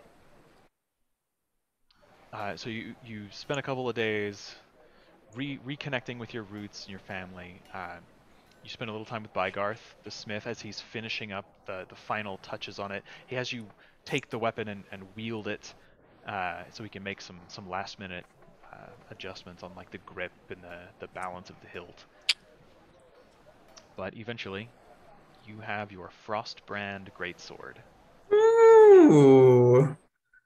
And the first thing you notice is when the final product is sort of unveiled before you. It's this gleaming, perfect creation. He takes you out of the forge, like 100 feet to where you're on like a cliff's edge overlooking the great bowl of Holbrack, because he doesn't want you in the forge when you draw the sword. Because when you draw it, it extinguishes flames that aren't magical within so many feet. He doesn't want you to put this forge out.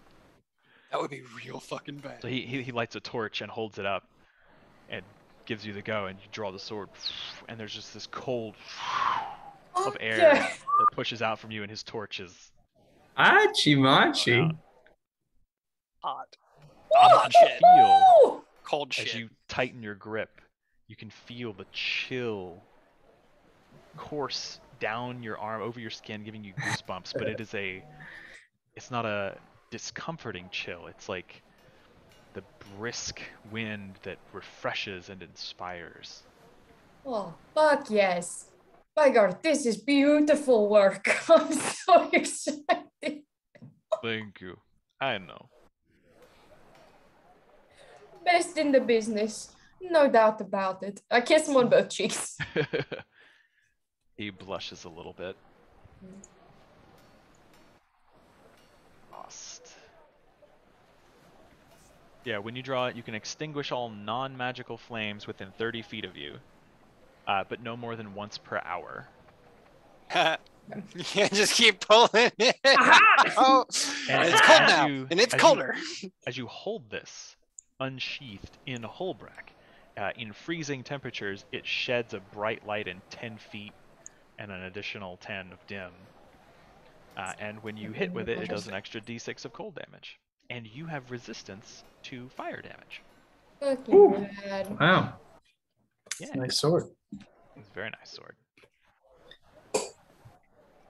That's fucking rad, dude. Ooh. Well, does anybody want a flame tongue longsword? You can sell it to the Black Lion Trading Company if you want. See if Galatar might want it, because he uses swords. Although it's a long sword, so he might not, because I think he has to use a rapier. He might also need the finesse. Paula might be the only, because it's still a strength weapon. I'm proficient in it, but it's a strength weapon, so it doesn't really. A very dexterous party. Yeah, you really do. Just got the one brute. That's me. Yeah, I'll stick with this. Okay. Fuck yeah, dude. Definitely something that can be hung above your mantle in the either in the tavern or in the residence where you live. There's a comical amount of weapons at this point. Yeah, put it up in the tavern. You know, it's up high. If anybody tries to take it, if anybody has a birthday and they like come like it's like come light have Brina light your candles and she's like lights the candles for you, or I have Leaf do it and it's like floating. That's cooler, I bet. That's Yeah. You get him to do it. You hand the ghost a fucking. That's when all the servers happy birthday. Yeah. Hey, they can sing happy birthday now.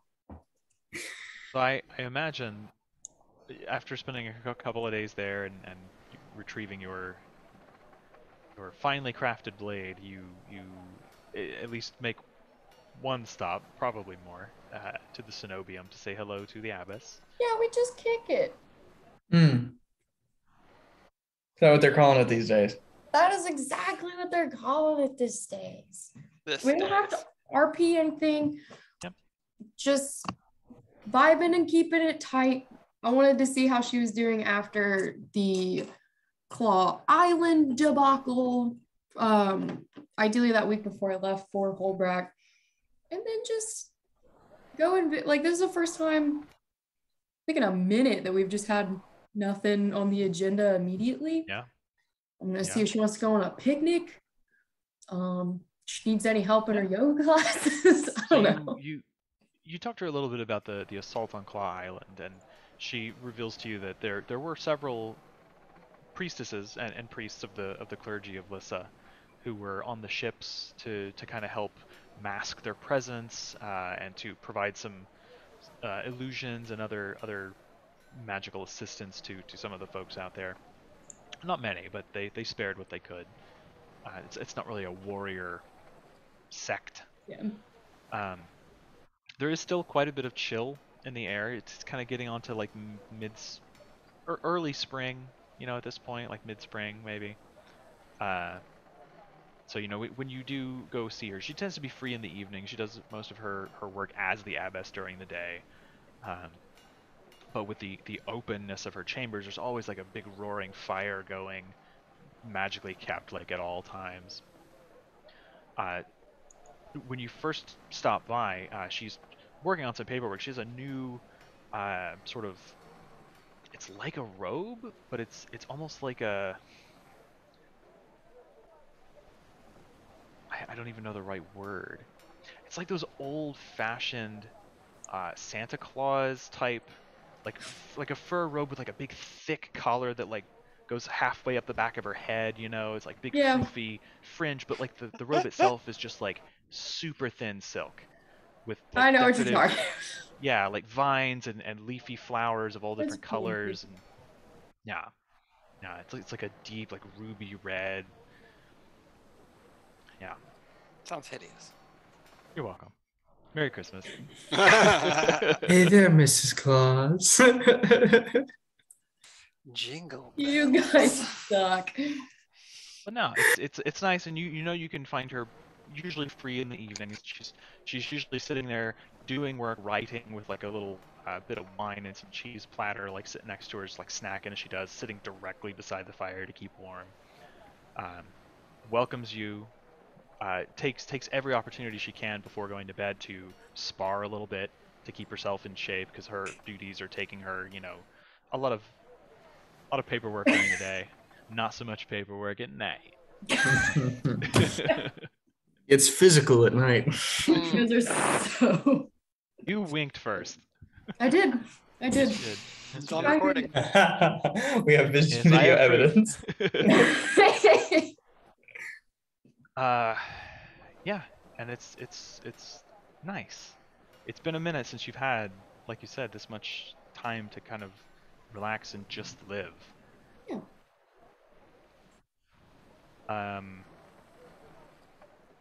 Alexa, are you? Oh yeah, you've got stuff you want to do. I forgot. I've got your email sitting in my inbox. I've looked at it several times this week as I thought about this. Well, not several. I mean, I was sent it to you on Wednesday night. I've looked at it several times this week as I had time in my office.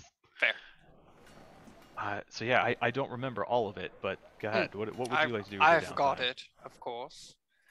Of course. So yes, we'll do the roll one first. I will. I obviously, at least assuming we spend a week, I want to try and build the robot with schema, the valet. Yes, I forgot about that actually. Yeah, so I gotta take the rest of the money, but I will also try to build it. I think it's like I owe her $1,000 and I owe Sig 400 or 350. Yeah, something like that. I'll trust you've got those numbers. Yeah, I already double checked to make sure. And yeah, they should be. Yeah, go ahead. One week of downtime and a fairly high Arcana check. Yes, that is another reason why I took Observant to get my int bonus. So that even it out to a +1. Nice. Big money. Oh, 17. Unfortunately, that does not make it. You make some significant progress, but there is something very complex about such fine Mm-hmm. detail inside the chassis of this creature. So you don't destroy it or anything. You can try again the next time, but yeah. Yeah. Those of you who are hanging around Trollskull Manor kind of see him putting together what looks very much like one of the nimble rights that Quippa had. Interesting. That Alexa squeezes up to no like good, most huh? of a body. Yeah. Huh.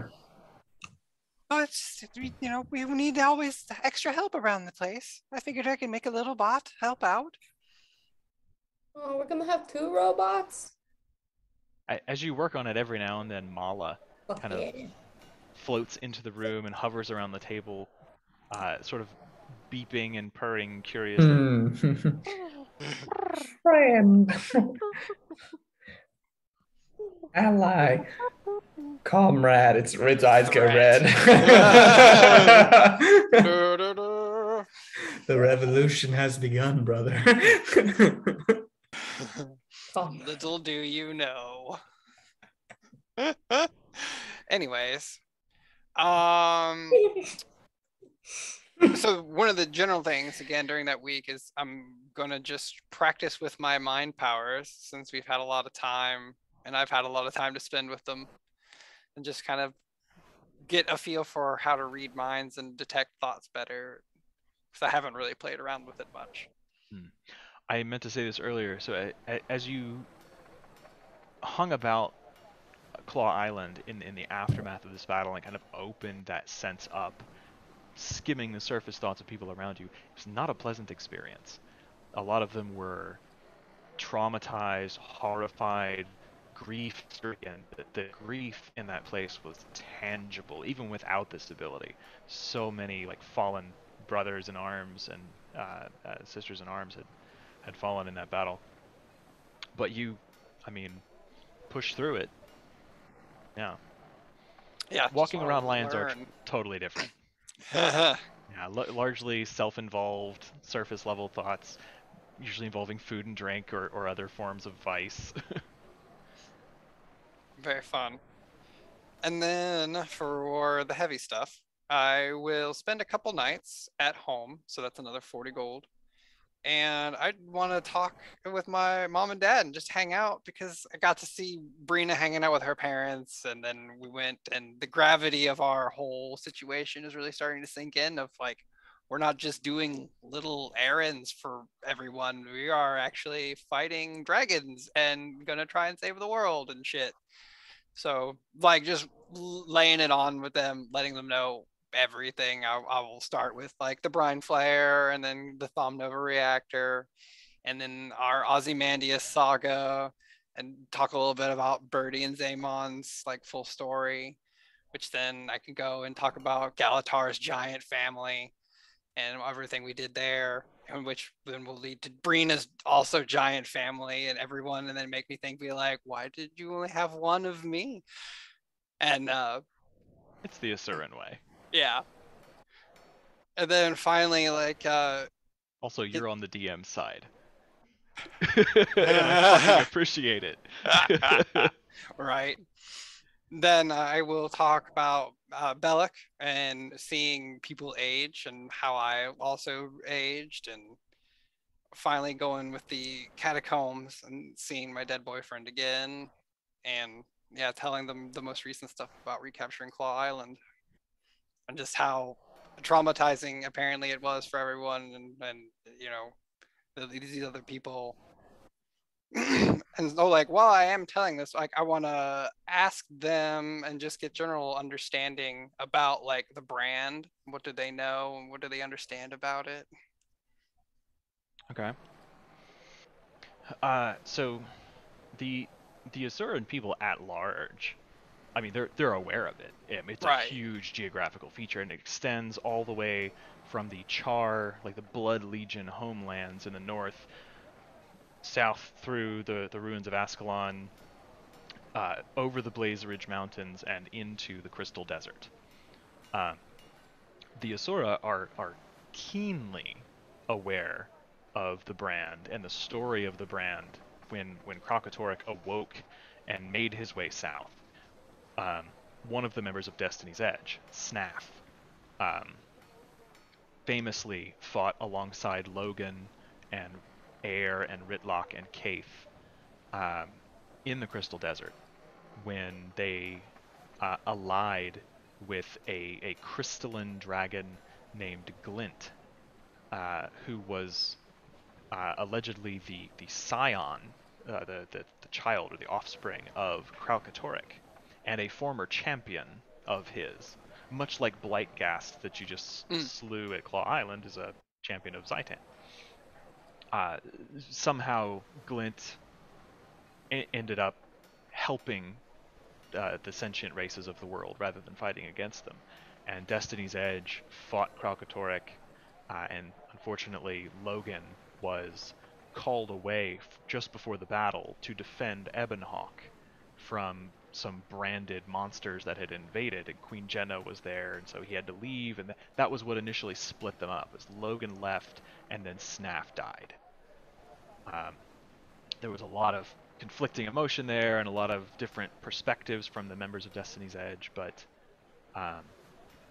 the Asuran people remember it very, very keenly, and Snaff is regarded as one of the greatest minds in Gallimancy to have ever lived. And Zoja, his apprentice, now a member of Destiny's Edge herself, ensures that his legacy is will live on perpetuity. As far as the brand itself, they do have a lot of first-person accounts. How much your parents know or cared to talk about and remember, kind of up to you. I would say being rural, more Magitech agrarian, if we want to kind of phrase it that way. Not so much the scientific particulars on the nature of the magic and stuff like that, but they know that when Kralkatorrik rose and flew, as he flew over, he scarred the land beneath him, and anything caught under that was subjected to the corruptive influence of his magic, and most creatures are not strong enough to resist that, and so they became these creatures called the Branded, where their flesh turned to crystalline material, and their skin to like a grayish, stony texture, and parts just flaked off. They are similar to other dragon minions, and your people are very familiar with the destroyers of the Dragon Primordus, in that most of them are kind of mindless and bestial. They're savage killers and just really out to destroy and to gather powerful magic forces and bring them to a place where their master can consume that energy. Interestingly, while you discuss this with her, she has to think for a little while. And the first day you get there, your father's not home. He's gone to Sorendra to buy some parts, and she kind of laughs a little bit and says, well, he likes to go in sometimes. the power coupling on the negative axis of the baler, it went bad, and he had to go buy parts. He's gonna hang out with the boys. Always wait till the last minute. I know. He'll be back sometime tomorrow, but she says, shoot, where was I going with that? The brand.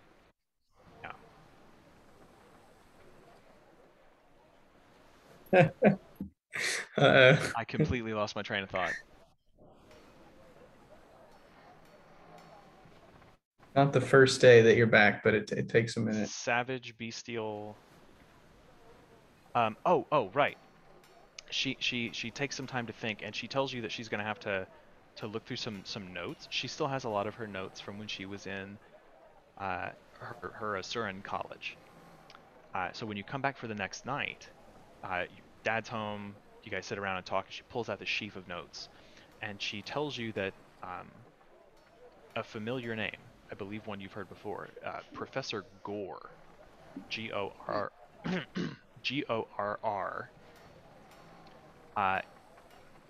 came up with this controversial theory.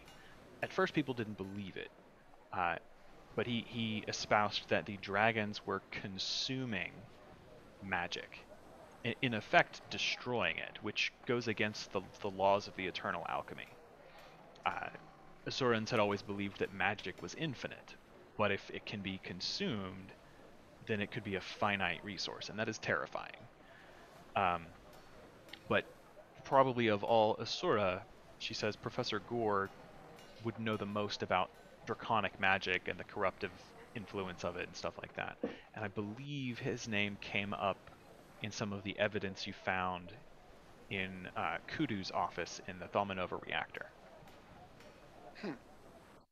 I probably definitely didn't write that down. It may not have come up, but it's in my notes.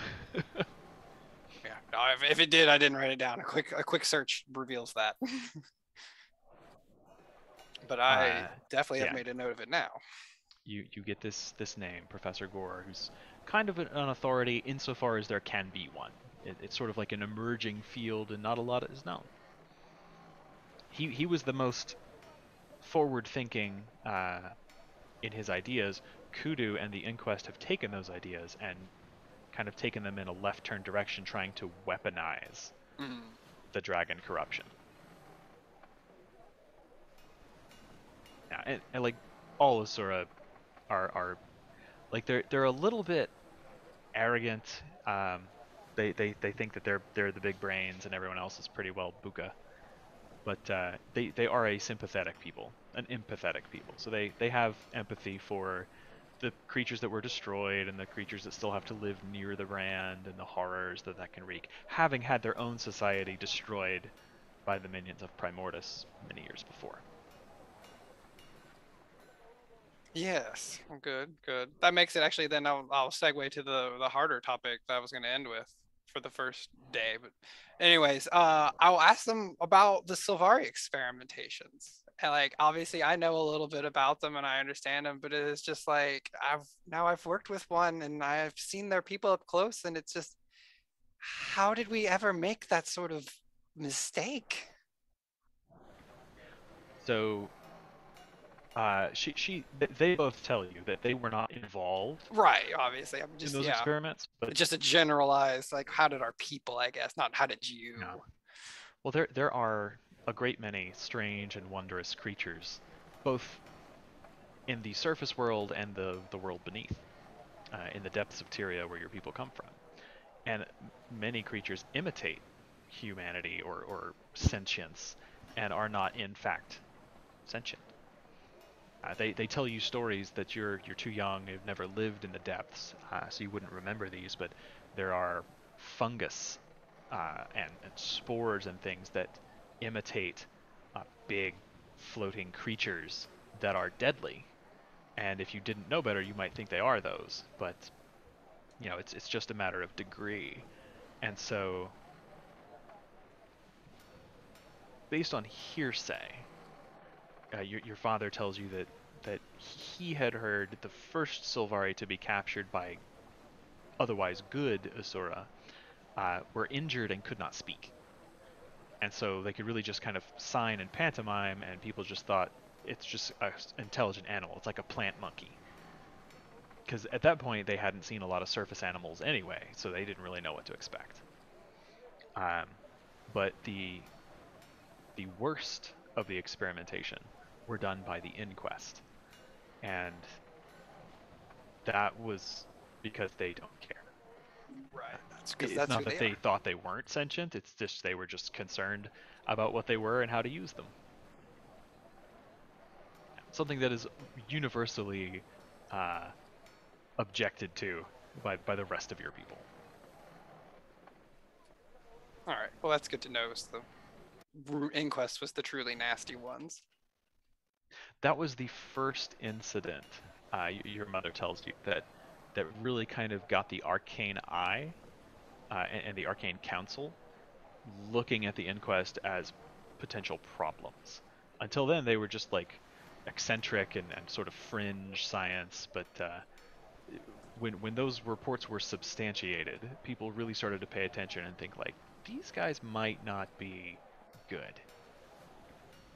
And among the Usura, good is relative, as are all things. Everything is a subjective reality when it comes to the eternal alchemy. But That was the first true cause for concern. Right, the majority of the alchemy said that's not good.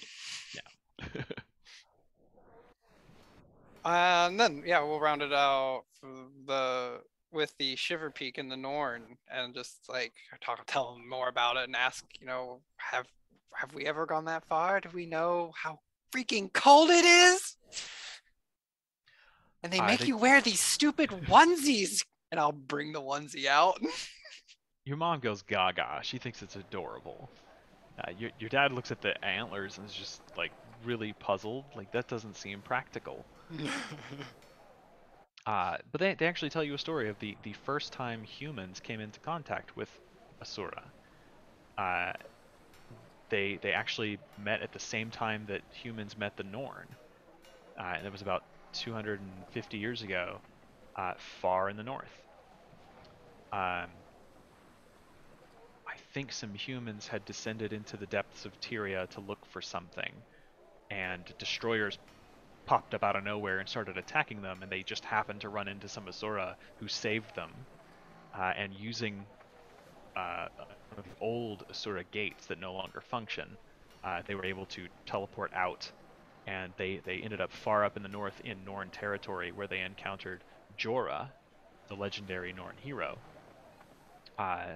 near an old, ancient tower, long since fallen to ruin, called the Eye of the North. They did not like the cold then either. Your people did not, and it was very quickly that this was about the time the destroyers began to invade Asuran civilization. They used the last of the old gate system to move those that had fled to the north across to this region of the world.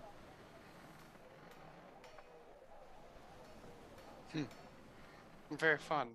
Very good stuff. Yeah, it's pretty unusual to this day to have Asura travel to Holbrook willingly. Yeah. And then we'll get to the emotionally heavy stuff.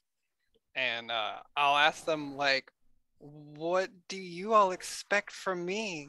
Like, I feel like I just kind of left for a while, and now I've seen a lot of things and tried a lot of things and having sort of second go at some things, and I don't know, just what do you all want me to do?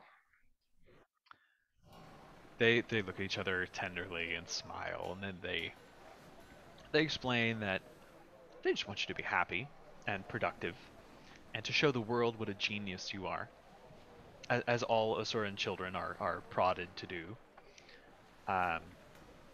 Asuran families are close, but they're also very pragmatic. Um, Marriages aren't really marriages, they're marital contracts, and the contracts expire periodically, and you can either choose to renew or not. Theirs is coming up in a couple of years, and they're pretty happy the way they are, but they'll think about it. If one of them comes up with a wild idea and wants to go do research somewhere else, they're free to do that. Likewise for you as an enterprising young Asura, if you start up a lab of your own, or find your own crew, which you seem to have, you can take your time and do what you need to do. Hopefully the discoveries and things that you come up with along the way will make your name told and retold, like Snaff and Zoja and others before you. Make your college proud. I do try to invent some things, even though that's not my strongest suit. I can show them my backup fallacious generator. Oh, your father is super impressed by this. He's more of the gearhead. Your mom's more of like the theoretical stuff, more of like the philosophy of the alchemy and like practical applications of it. But your dad is like the invention nut, the gadget head. Yeah, he takes you around and shows you some of like the equipment they've got for like harvesting tube grubs and potatoes and things like that. The parts that he had to go get, and like, he had to go pick up a spare hydro spanner because the one he's got's on the fritz, all that sort of stuff. But he's very impressed by the BFG. It's an interesting concept to store chaotic magic that way. Your mom is more concerned with your exposure to wild magic and how that's been affecting you. Yeah. So she has some good long conversation with you about that. And how to properly protect yourself. You gotta be very careful. Yeah, I'll Bro, definitely. please tell me that's how Alexa's parents talk, though. That's canon. Well, yeah. Dad had to leave town. He had to go to Sorendra. You know, he had to pick up one of those power couplings. We had to replace it because it got polarized. But you know, he's a Divine. good man. He's a good man. He's a good provider. He's very intelligent, which is most important. Divine. Thank you more, please. Yeah, I think that does about wrap it up with my parents, though. Actually, Okay. the very last, most heavy, though, is I It just gets will. heavier and heavier. I'm I watching know. Paige's expression every time you say that. I will go out to dinner with Sinclair and kind of give him a little breakup talk and just kind of tell him that I don't really know Scandal. The scandalized what's going expression. on, and I just feel confused, and I've had a lot of time and all these different It's not you, it's me. I think we want different things. We're just not on the same page. Oh. Ouch. He hesitates for a moment, takes an extra sip of his wine to fortify himself, and very graciously accepts. He understands. Life is life, and you're a big hero, and got all of this stuff going on, and different worlds. But he says, he is here. This is his faith, his calling, and anytime you need anything from him, you just let him know. A gentleman. No, tell him likewise. You're always welcome at the bar anytime. You always have a drink on the house on me. He will definitely take you up on that. He gets down on one knee and gives you a nice hug, but like a friendly hug, not overly pressing or anything. He whispers in your ear. I return. But yeah, so now that I'm done ripping everyone's hearts out, I think that's it. Do you share your breakup story with the rest of the party?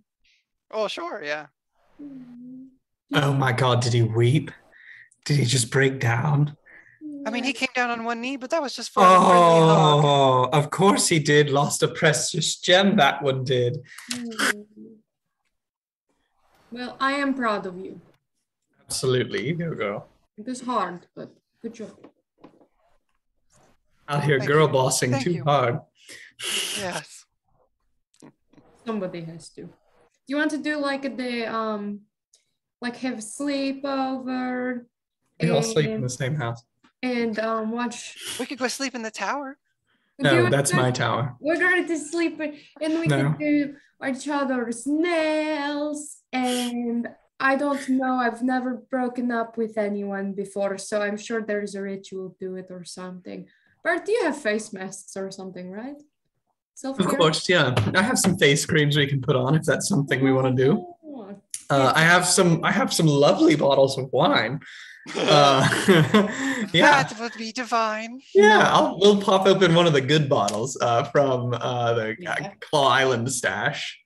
The Zaymon collection. Yeah, the Zaymon collection. Zardoz. Oh fuck yeah! There's too many Z's. Yeah, Zardoz. Yeah, you guys basically emptied out the hidden smuggler's cache of things that Zardoz was trying to smuggle into town. I have written here they're very old and nice. I have no, is how old, how nice. On a scale of 1 to real fucking good.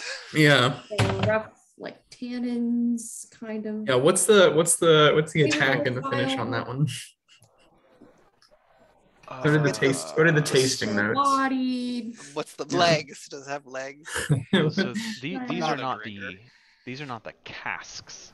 No. I think you guys left those. These are the individual bottles. Yeah. I grabbed 5 bottles of this. We decided we couldn't take casks into combat. One of the few things we decided we could not take. Let me look at my notes. I may No actually matter have written what down group in you pencil. are in it, like I bet if someone RP'd an evil group, you'd be like the nicest people didn't steal anything. So you took 5 wine bottles. Correct.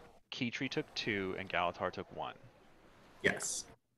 Oh, and Keytree also cultured some fungus from somewhere. Mm-hmm. Gross.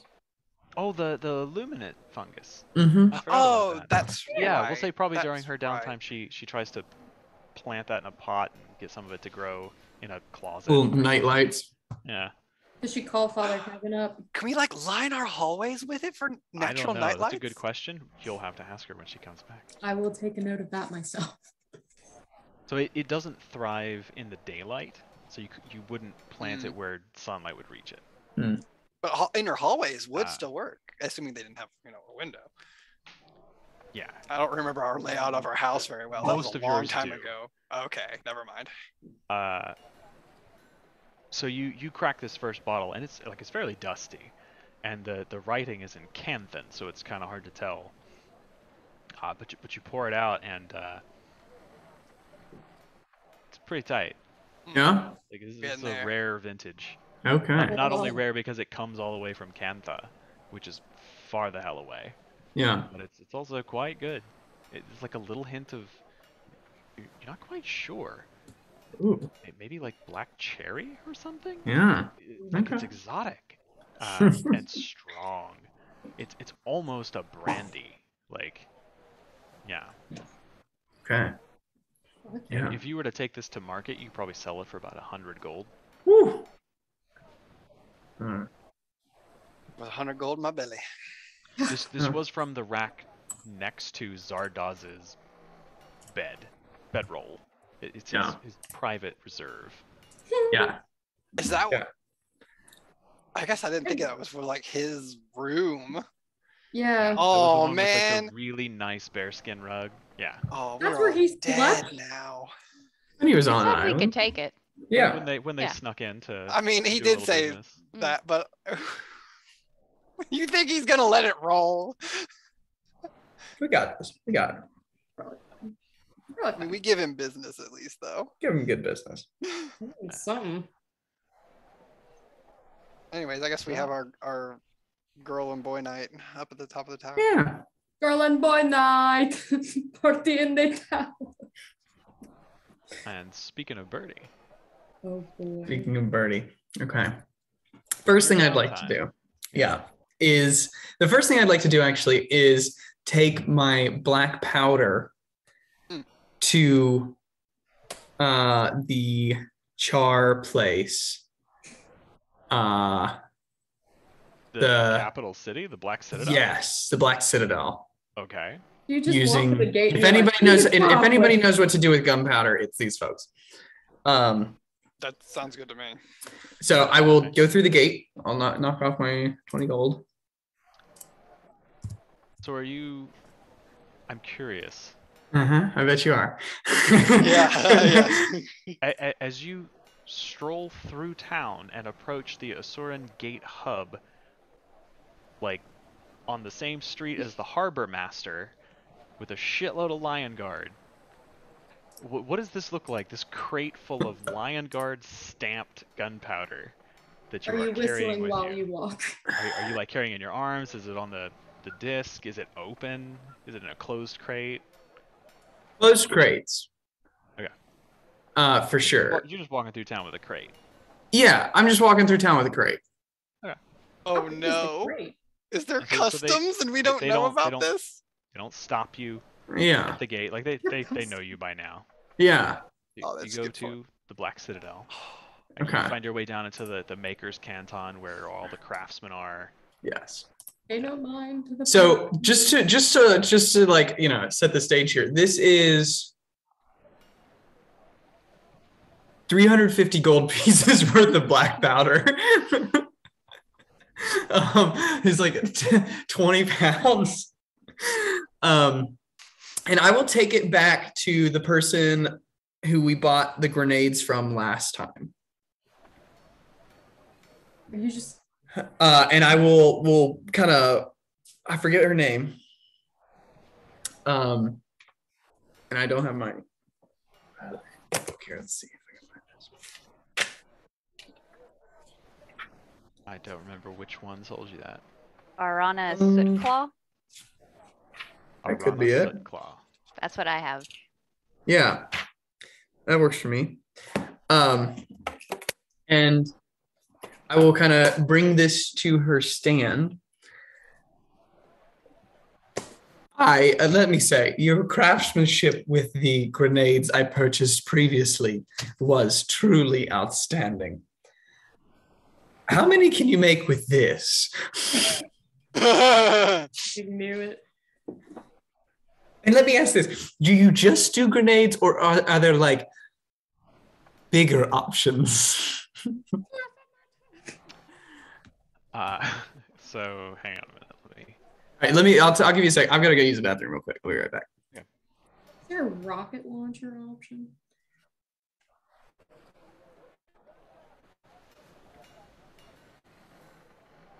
I'm down to my last 1,000 gold bag in my safe.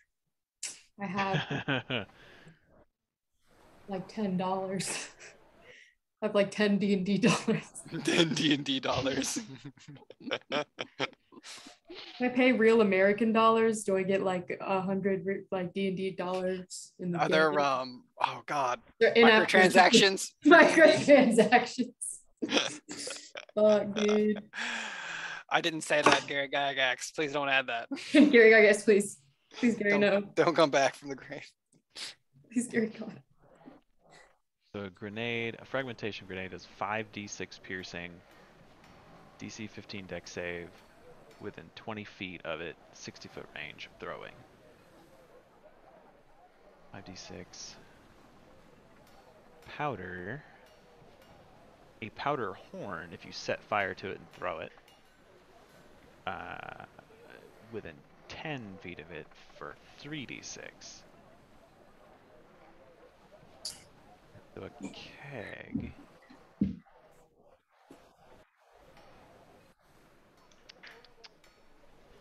Yes. So that is what I approach her with. Is I have the black powder. I am willing to pay for labor and other additional supplies. And I would like to know the full array of explosive options that this can be turned into.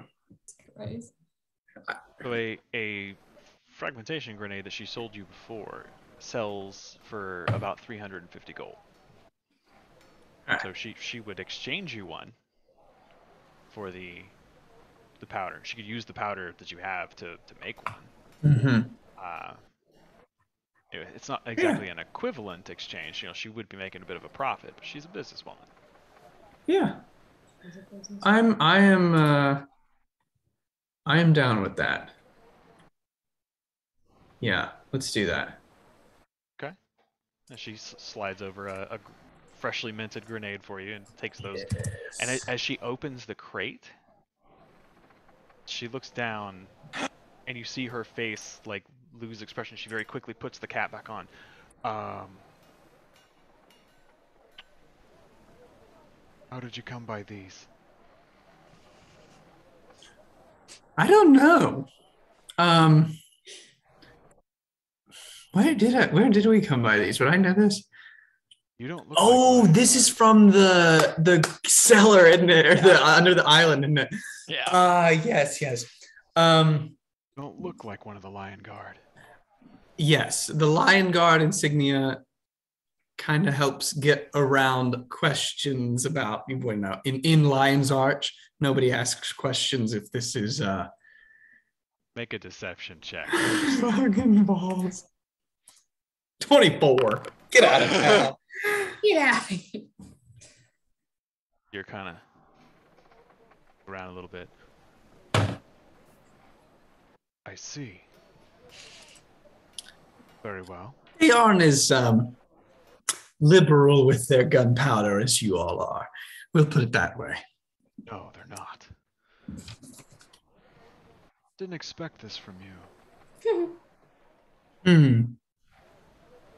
Unusual for the more colorful mice.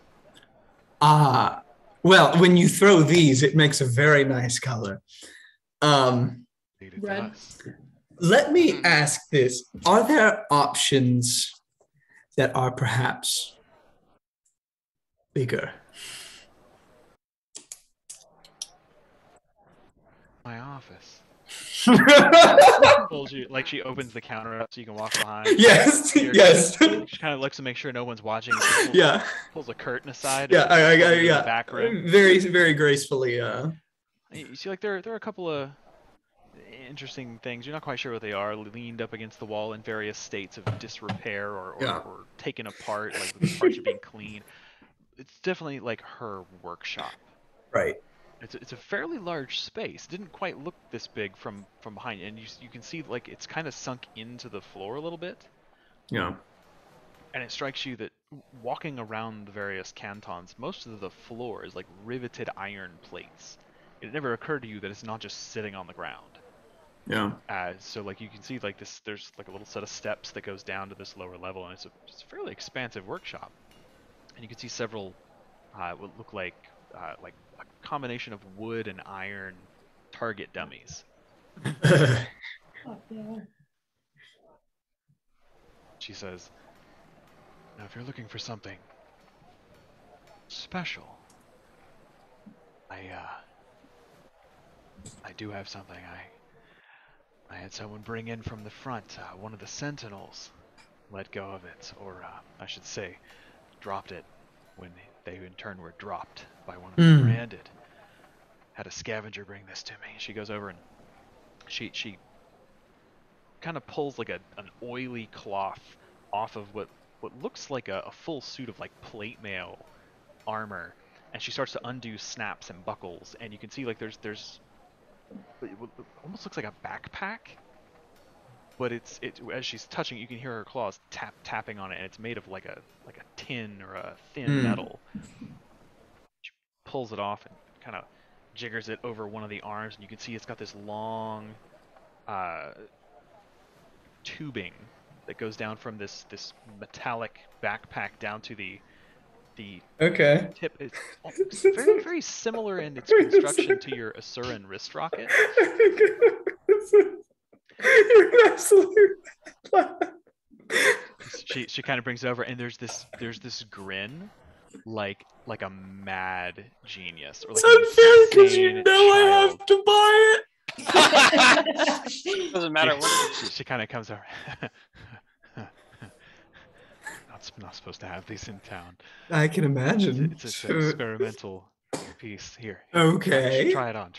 Okay, yeah. Let's put it on. Like it's fairly heavy. Yeah. Fucking bad. This is I don't actually know. Let me see if I have this. I don't know that I actually have an item for this. Oh, I love it. I love it. It's gonna cost like a mortgage on a house. Can't be more than a 25 frost pounds? round. What? It's more than the crate. Oh my god. Iron Legion. Yeah. Yeah. Yeah, okay. I also searched for it. I can also see it. So Yeah. she explains this is an Iron Legion flamethrower. Yeah. It has a captive tar elemental in the pack.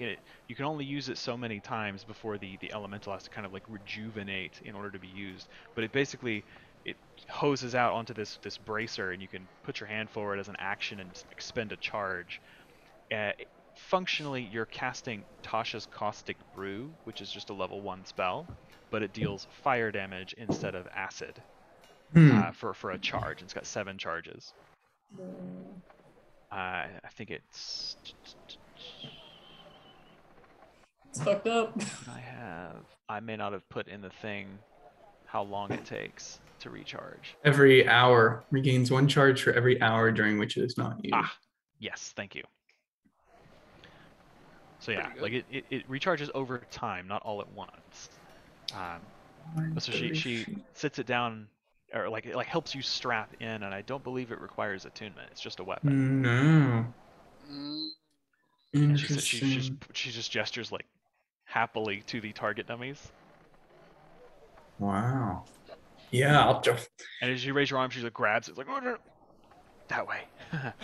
be very careful.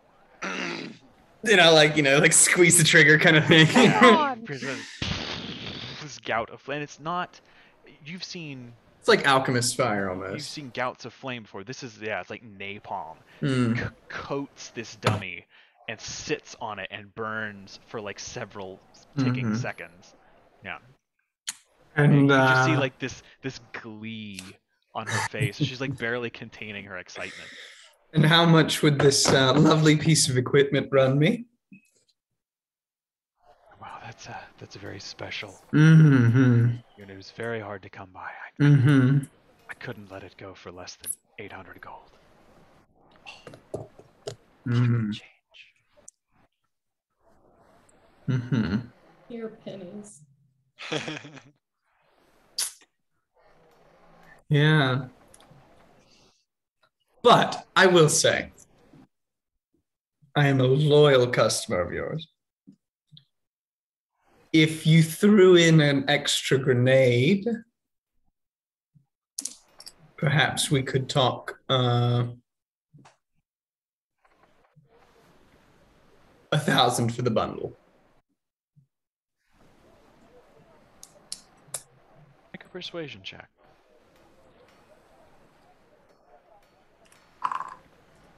$25, get out of town. That rat can cook, I tell you Thinks what. for a minute and like gives you a long once over. Done. But if anyone ever asks, you didn't get it from me. Mum's the word. Shakes your hand. Money is exchanged. Money you now is have a fucking flamethrower. exchanged. Oh my god.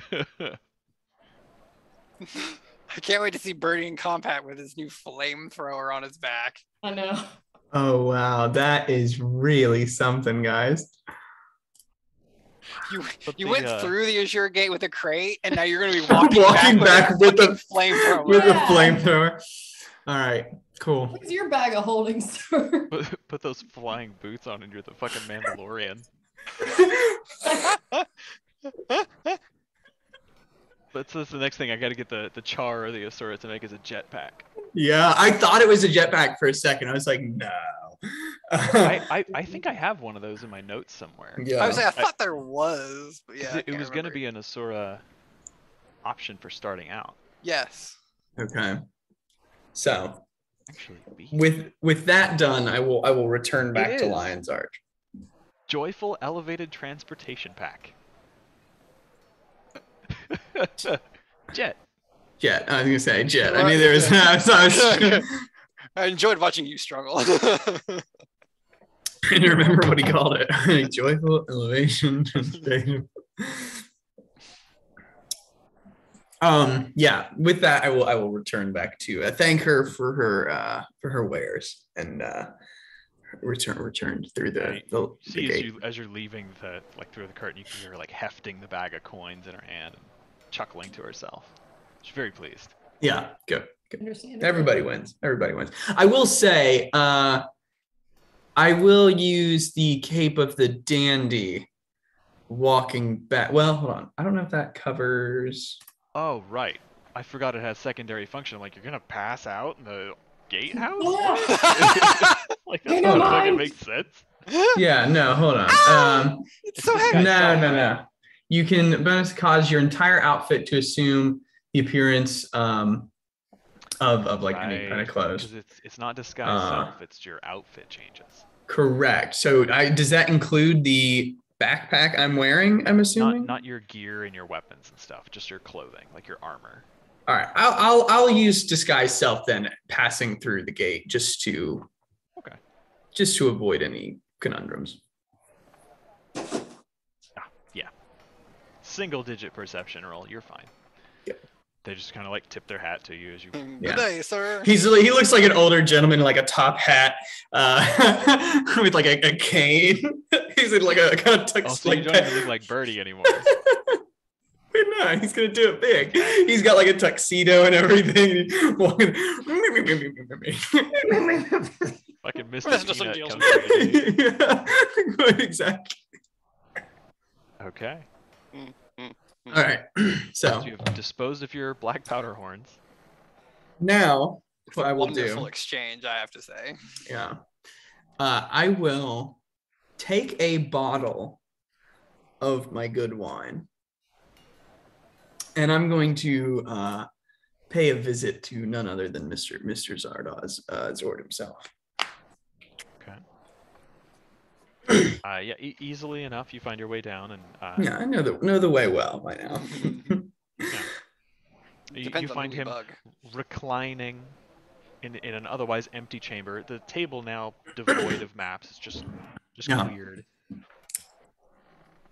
Well, Mr. Zord, it seems you have managed to come out on top after our dealings. Well, in a manner of speaking, I see you are alive and well, my friend. Doing just fine. I, in fact, have a gift for you, and I will present him with the bottle of wine from his stash. I give to you your own thing. Ah, well, how lovely and thoughtful. I thought So you would rare enjoy to be this. gifted with one's own property. Isn't it just? I thought you would enjoy that on many levels. Remarkable vintage. Mm. I consider the price well paid. I'm glad you see it that way. I was wondering if you might do me the favor of serving as a connection of sorts.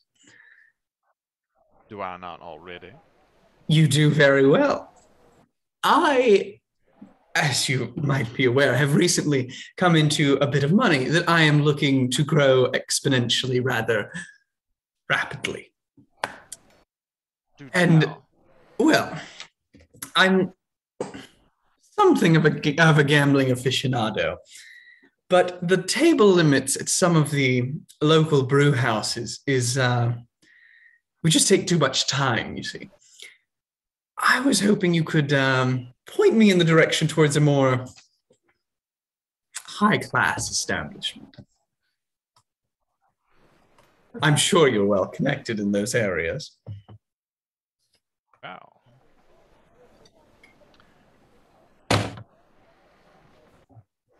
That might take a little bit of doing. You see, gambling is, while an ancient and beloved pastime of our former pirate denizens, Mm-hmm. it is for the most part frowned upon by the Lion Guard. As are many of the joys in life. So very true. The highest stakes games you are likely to find within a day's journey of here would be on some of the more exotic vessels anchored in the windward anchorage. But if you wish, seeing as how you have ensured the free flow of trade once again in the sea for the time being, I could keep my ear to the ground, and should I discover any games within the city that match your description, could drop you a note, perhaps? I would very much appreciate that. I am happy to oblige. Well, with that, I will leave you to your day. I've taken up enough of your time already. Nods quietly and watches you leave. Yeah. All right, and then I will head back to the tavern, and I'll tell Brina. I'll say, so I've dropped a feeler about maybe a decent party we can go to. Have an outfit ready if you want. Yeah, it should be fun. It's full circle. Okay. Yeah, if you're looking to make some money, bring a little change. Yeah, should be fun. I mean, kind of the goal was to make the money to get the sword, and now I have the sword. But I do. I know. Yeah, you made money faster than, well, I won't say yet because I think I'm going to come out with a pretty hefty profit. What kind of party is this? I thought Just a close gathering of friends, probably. Okay. Yeah, I'm waiting on an invite. The ears are on the ground, as it were.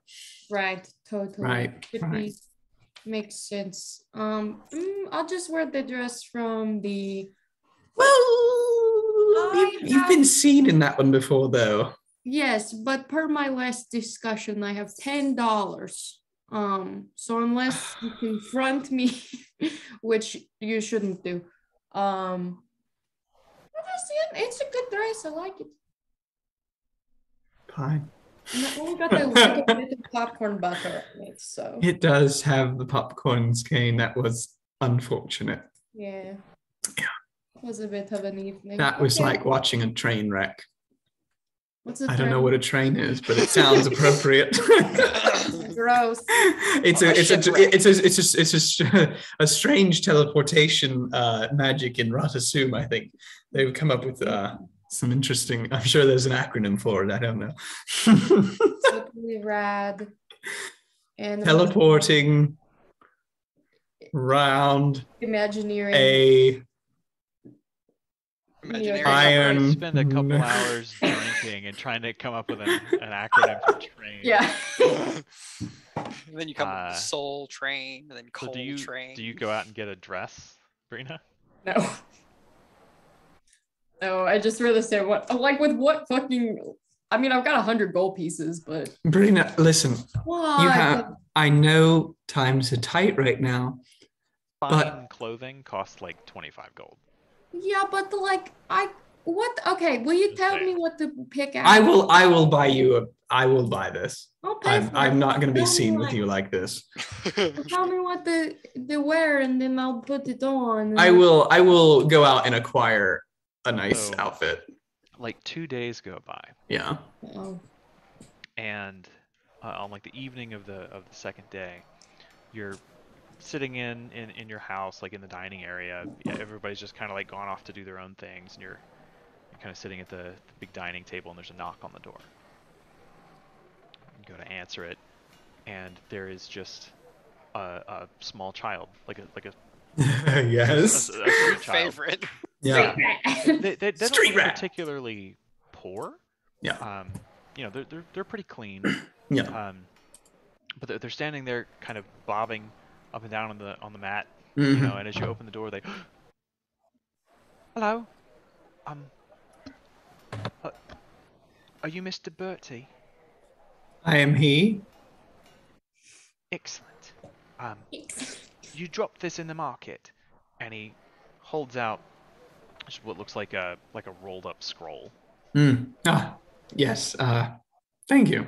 I'll toss my gold piece and take the scroll. He kind of catches it and looks at it like he's almost not sure what to do with it, and then he just turns around and hauls ass down the street. Good lad. Good kid. he's a good one. Good egg. As you unroll the scroll, Yeah. it has a strange script on it. You almost can't read it, but as you start to try, the letters like shift and lock into place, forming words. Yeah. And it's a fairly long, like, poetical invitation. Yeah.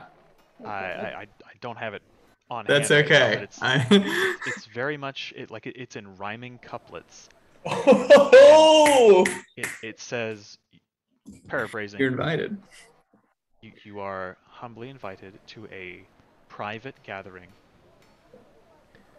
It gives you a date and says 1 hour after sundown at Greystone Villa.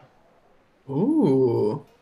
And as you finish, the last word is hang on just a second. I think there's a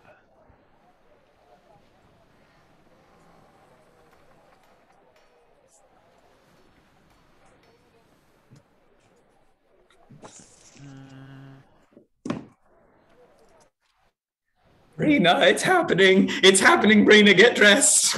1 hour after sunset, we are going to this thing. What time is it now? It is 3 hours before sunset. I don't know what the fuck Do I it have is. a dress? I got you a dress. I paid the gold. You have a dress. Add it to your inventory. The word dress is being added to my It's It is a very fine purple With gown. Okay. No, it's quite simple, but very finely made. As you finish the last word of the invitation,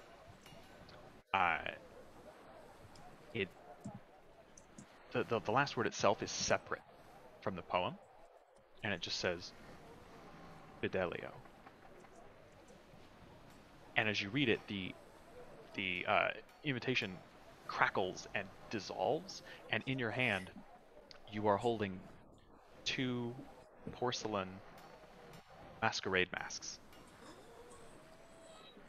with little ornate tracery. Oh my around god.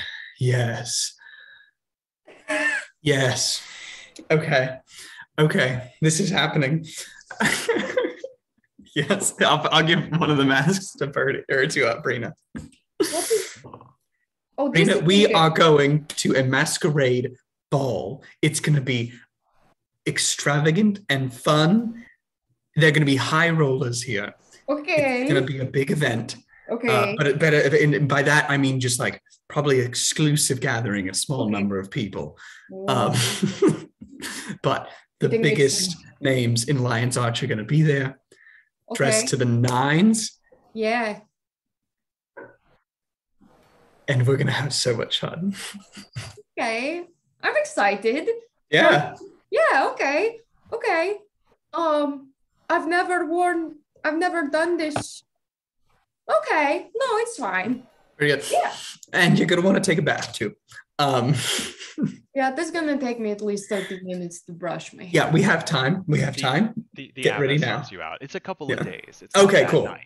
Yeah. Cool. But we're going to want to start like preparing now because there's quite a bit on the list. Okay, so why don't you start getting ready now? Okay. like earlier that day, like 4 o'clock, if you go by the cenobium, the abbess like has you professionally scrubbed, and then she sits behind you with like her big furry robe and like puts your hair up real nice. Oh. You got like the industrial like, brushes out. Giving you like a little bit of like etiquette tips and things that you might need to worry about. So I assume you tell her where you're going. Yeah. No elbows on the table. I guess I don't really know any specifics beyond what Birdie has. Yeah, she doesn't know it's a legal offshore gambling facility. Yeah, she doesn't know. Yeah. Fancy party. Masquerade mask. The night arrives. Yeah, I do have a reference picture for what Birdie kind of looks like. I am here for this. Of course. Give me a sec. I gotta find. I know the one. I'm just gonna find on this the recording. Guy. Yes. Yes, it will. Okay, here we go. Share it with the recording. Open image in new tab. Perfect. Love this. Sharing screen now. You cannot share screen while the other participant is sharing. It's your computer audio. Yep. Oh, that's not what I want to do. I guess we'll just imagine it. We'll have to go without. It's so unfortunate. My Zoom is all weird. There it is. Stop share. There. All right. It's something like this, but it's a very like it's like opalescent in terms of these like these kind of big fluffy arms, and the whole dress or the whole outfit kind of like has this kind of shimmer to it. Yeah. Right. And end sentence. Yeah. So there you go. Okay. Right. Fucking hell. Oh god. Gotta fix my Zoom. Hang on. I mean, I guess, is it illegal if it's offshore? I don't know if it's offshore. It's at Greystone Manor. Oh, that's right. That's right. Greystone. I was thinking it was in the docks. Off the yeah. Greystone Villa, and then what was the guy's name at the end of the? I think that was part of the spell. The Fidelius thing. Fidelio. Fidelio. Yeah. Was that a name or the end of the spell? Mhm. It was the last word on the invitation. It was separate from the rhyming poem. But once I read that, it Yeah. turned into the masks, Yeah. correct? Once you read the thing in its entirety. Right. Yeah. Yeah. So the night arrives. You guys are dressed to Well, I the guess utmost. we'll see you two later. Have a great date, you all. You're just Bye, dressed up. everyone. We're going out. We're going out. We're going out. We're going to kiss on the mouth later. It's gonna be That great. is not gonna happen. I'm gonna give him a big old. I think that would be really confusing. Yeah, me too. Anyways, we're gonna have a great time. See you guys.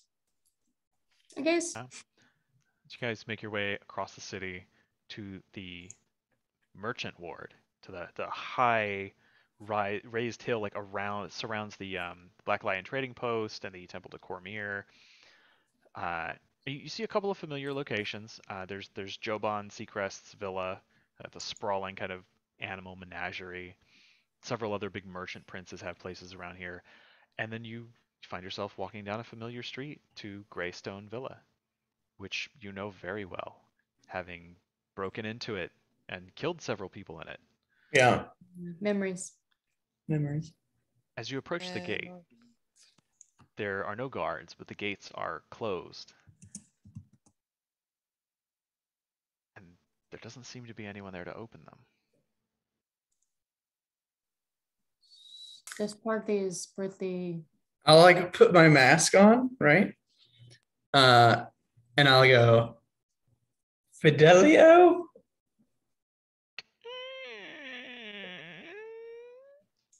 The gate's open. Yeah, baby. Yeah, baby. Brina, are you wearing your mask? Yeah, I follow his lead and probably will for the majority of this evening. As you guys take like 10 steps through, the gates very, very quickly close back behind you, and you hear them latch. Yeah. As you kind of turn to look, you see that there are two guards on the inside of the walls, standing out of view in the shadows. Mhm. One of them sees you and just bows his head respectfully. Give him a nice, not too deep, but a very like, shallow nod. Yes, yeah. So you're on like a small gravel path that leads to the sort of large patio-style double doors that exit the lower floors, and you can see there is an actual like formally dressed guard standing outside of those. And as you begin to make your way towards, he motions you towards him, and as you approach, he just opens the door silently and very politely ushers you in. All right. Yeah. We go in. As you enter, you see that this villa has now been completely fixed up. All the damage done has been repaired. It's, if possible, it's even more lavishly appointed now. Whatever the young This was always my heiress, dream for the tavern. whatever she's been up to since her parents' incarceration and execution, Yeah. she seems to have done well for herself. Yeah. The first thing you notice is that there are about 30 people kind of scattered. They're not all clumped together, small groups of 3 and 4 throughout this first floor. They are all in long, like crushed velvet cloaks with hoods drawn up. Oh, it's a cult. They're Oops. they're porcelain masquerade masks on. But the cloaks themselves are like richly embroidered with flowers or like stars and moons or like other. It's very showy, very coquettish, like peacock. Over the Peacock. Can we switch back to Birdie's outfit real quick for a quick reminder? Brina, you hear as Birdie like is walking in the door and sees this, you just you hear Birdie mutter this arcane word, and you look back at him, and he's in like one of those robes with his cape of the dandy. He's like used the action to change his clothes to deity for this. Yeah, it can be any clothes. It can change your outfit. And so he has like an equally richly embroidered red cloak that is, on par, a little nicer than like most of what he can see. Yeah. That was tantamount to summoning a feast in a temple. And Bernie looks back at you guys like, I'm sorry, I couldn't feel left out. These are important people. You see that there are a handful of serving folks around in very Is everybody like- in one of these cloaks? so the serving folks are in like completely black, everything, like they're over, they have many layers. It's like jacket, waistcoat, vest, pants, shirt, little like not a tie, but like those little like ropey tie things, all just completely pitch black, all made of like shimmering satin. Of her Eh, seeming. like a couple of them have little red roses or small like red flowers stuck in their lapels. Some of them do, some of them don't. Um, and the girls too. Like there are female servants with their hair done very nicely, pulled to the Yeah. side, but they all have pristine white full face porcelain masks. Bro, I'm actually gonna retcon the Cape of the Dandy thing. I'm sticking with my original outfit. It slays. Right. So in this immediate space, you see that most people have some sort of like cloak, and their outfits underneath are also like over the top, Got you. Cool. opulent. Yes. As you kind of take in the space, a couple of people start walking down the stairs from the upper level, and they are not wearing cloaks. Cool. It seems like maybe the people on the first floor have recently arrived and have not yet disrobed those. Ah, interesting. Nice. Interesting. Faux pas avoided. Yeah. They Could've brought her are in. keeping their hoods up. You do notice this, but the Yeah. servants do not have cloaks. They are just wearing black gear with white face masks. Huh. Interesting. Yeah. Everyone in this room is human. So Oh no. Rena walks in behind you. Yeah. This 7-foot, muscle-bound Norn in a delicate porcelain embroidered mask with, I have to imagine, like a slinky black cocktail dress. First of all, it's purple. Purple. And yes. Well, How okay. high up the leg does that cut go? Okay, so here's what I'm thinking. No, well, I Not that? picked Okay. one out on my brain, but it's not what Alex would have gotten. No, you do you. You do you. No. This is the vision that I have. Yes. Give us the vision. Show us.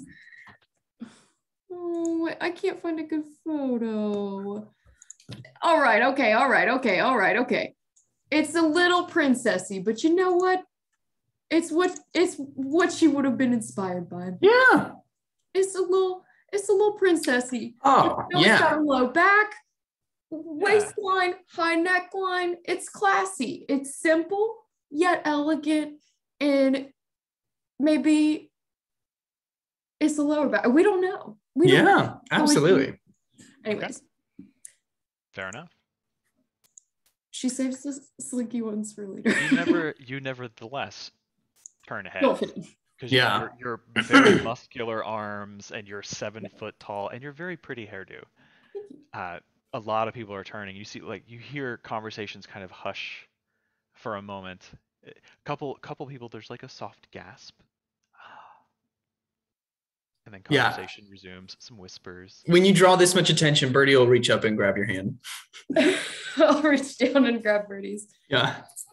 May I state for the record that I have that Frostworm dagger and I would like to bring it with me, but not like Always packing Visible? heat. Like strapped to your thigh under the dress. Yeah. For sure. That's why the fucking For shirt's sure. so goddamn big. Yeah. Birdie has Hell his yeah. his emergency instrument, which is the signal whistle that Cora gave him. And it's strapped high on the inside of the thigh. On the inside. If I'm able to fit an entire short sword on my thigh, I will swing that, but if not, it's okay. It's his emergency instrument if he needs to cast spells. I feel like you As could you- just bring a Fucking whistle. flute. That's awesome, though. As you make your way into love the that idea. crowd, one of them breaks away. One of the ones that just came down the stairs. They break away from the group that they're with, and they approach you, hands sort of clasped down at their waist, very prim, very stiff posture, hair done up in a tight bun with lots of little like draping bits with what look like maybe diamonds set throughout. Beautiful porcelain mask, perfectly in place, and they come over to you. Good evening. Good evening. What a lovely home. Yes, thank you. She leans in very close to you, Bertie. Hmm. Says, it took me quite some time to repair the damage that had been done to it. And as she pulls back, you see in her mask the Yeah. glimmer of purple eyes. Well, I'm it's told you've been looking for an elite party. that I am. How fortunate that our mutual acquaintance could arrange this, for those are the only parties I throw. Well, I am impressed. I love masquerade. Ooh. She kind of takes a moment and looks up at you, Brina. Welcome. Hello. Hello. Hello. I would suggest, this being your first time, you should stay on the bottom floor.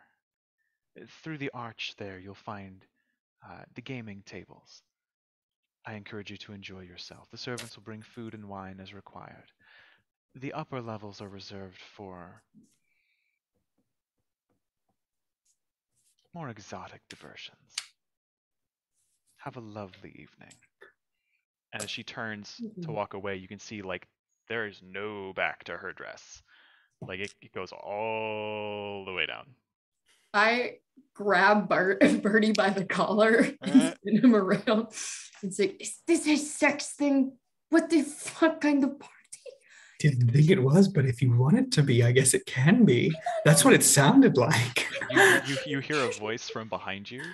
Kind of leans in and conspiratorially says, only on the upper levels, my friend.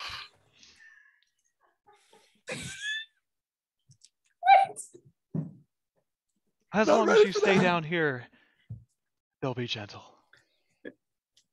And I wink through my mask, but I go, mystery man, will you be venturing to the upper floors this evening? I make it a point to go as high as I can.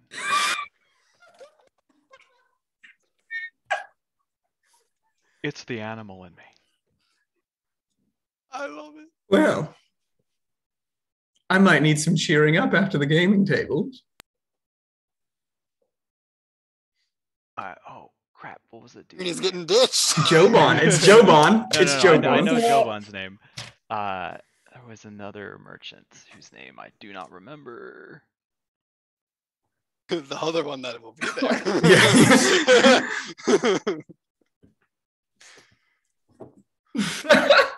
Bro, what the fuck? Yes. He says, you very well might. I heard Miss Highwind will be playing the high stakes table tonight. She's quite a reputation. Well, see what I can do about that. If you play against her, just be cautious. And if you need comfort, well, you'll know where to find me. That I will. And he just says, good lady. And he starts to head his way towards Thomasine. You know, like the guy from Yes. B-movie. The boyfriend. Do you know what I'm saying? I don't know that I've ever seen B-movie. What the fuck, Brian? Okay. Anyways. So, all right, Brina. I'm composed again. How are we feeling? You doing well? I'm gonna be honest, I'm a little bit overwhelmed. I thought this was a small gathering. This is a small gathering. There's only like 30 people here. That's like more people than I know. Let's go spend some money. Okay. All right. I will make my way to the high rollers table. I follow Bertie like this. So, yeah. Make my way to the high rollers table here. All right. So you're going to, I assume, spend the night gambling. Part of the night. Well, Yes. So we'll use the gambling downtime rules. Yes. So there are 3 checks that must be passed. There is an insight check to read your opponents. There's a I love this. deception check to fool them, Oh my god. and perhaps an intimidation check. Okay. I'm not quite sure what that is. That maybe For like a bluff? Maybe. No, you just Call, stare at call the me it's on a- it. gold. Yeah. Yeah. Interesting. So I pre-rolled them. It's random for each one based on the quality of the competition that you run into. And Okay. my dice was hot. Yeah. Yeah. So We first all- would be the insight check. Okay. Do I have to specify how much I'm assuming gambling before? Yes. So you can Good thought. spend Up 10 gold to- or up to a maximum of 1,000. What's everyone else at the table putting down roughly? Before I read these rules, I was gonna say it was like 1,000 gold buy-in, but since Yeah. the 1,000 gold's the maximum, I'll say it's probably at least 100 gold minimum to buy into the table. Oh fuck, that's all my money. Bring us out. Brenna's just gonna notices that it's 100 gold buy-in and stands like arm candy next to my short son Birdie for a minute. Okay. So, yeah. What Birdie will do is, he obviously went to the bank. That was about I was thinking about 1,000.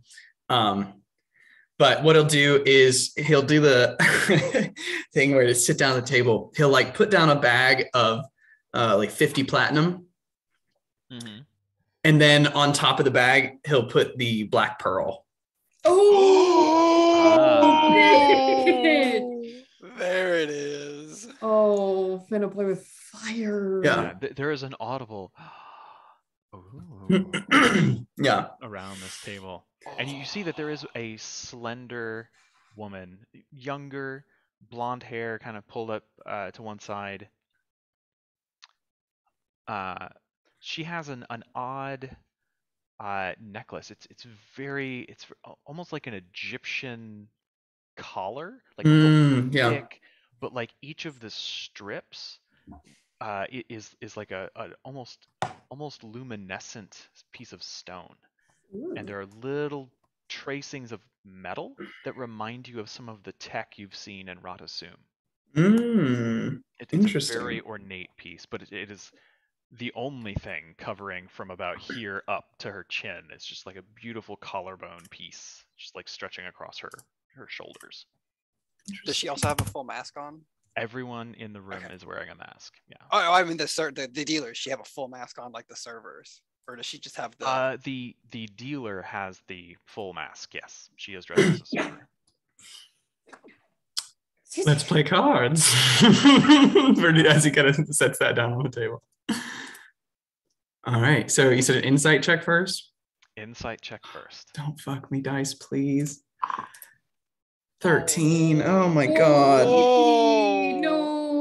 Oh, the DC was 14. Oh! Okay. Not reading the opponents well. Not reading the Going in table. with a bit too much wind in your sails. That That's was the all right, lowest DC. Oh, good. Right. It's good to know where the bar is set. All right. Suck me. The next is deception. So you read your opponents. Right. Kind of got to try to get a feel for it. There's very little chit chat. Every now and then there's just like a well-placed comment, and you could see some of these people know each other, Mm-hmm. and they're playing the psychological game. Yeah. So you try to get into it. Yeah, that's a good. Make your deception. 28. Yeah. Let's go. I'm not seeing these in Foundry. Oh, really? Oh, I'm seeing it. I Yeah, Yeah. 28 I can back him up. is that one. Oh, it's Oh, I had to Woo! click on it. That's weird. Okay. Yes, so that is definitely a pass. That Yeah. was a DC 20. So yeah.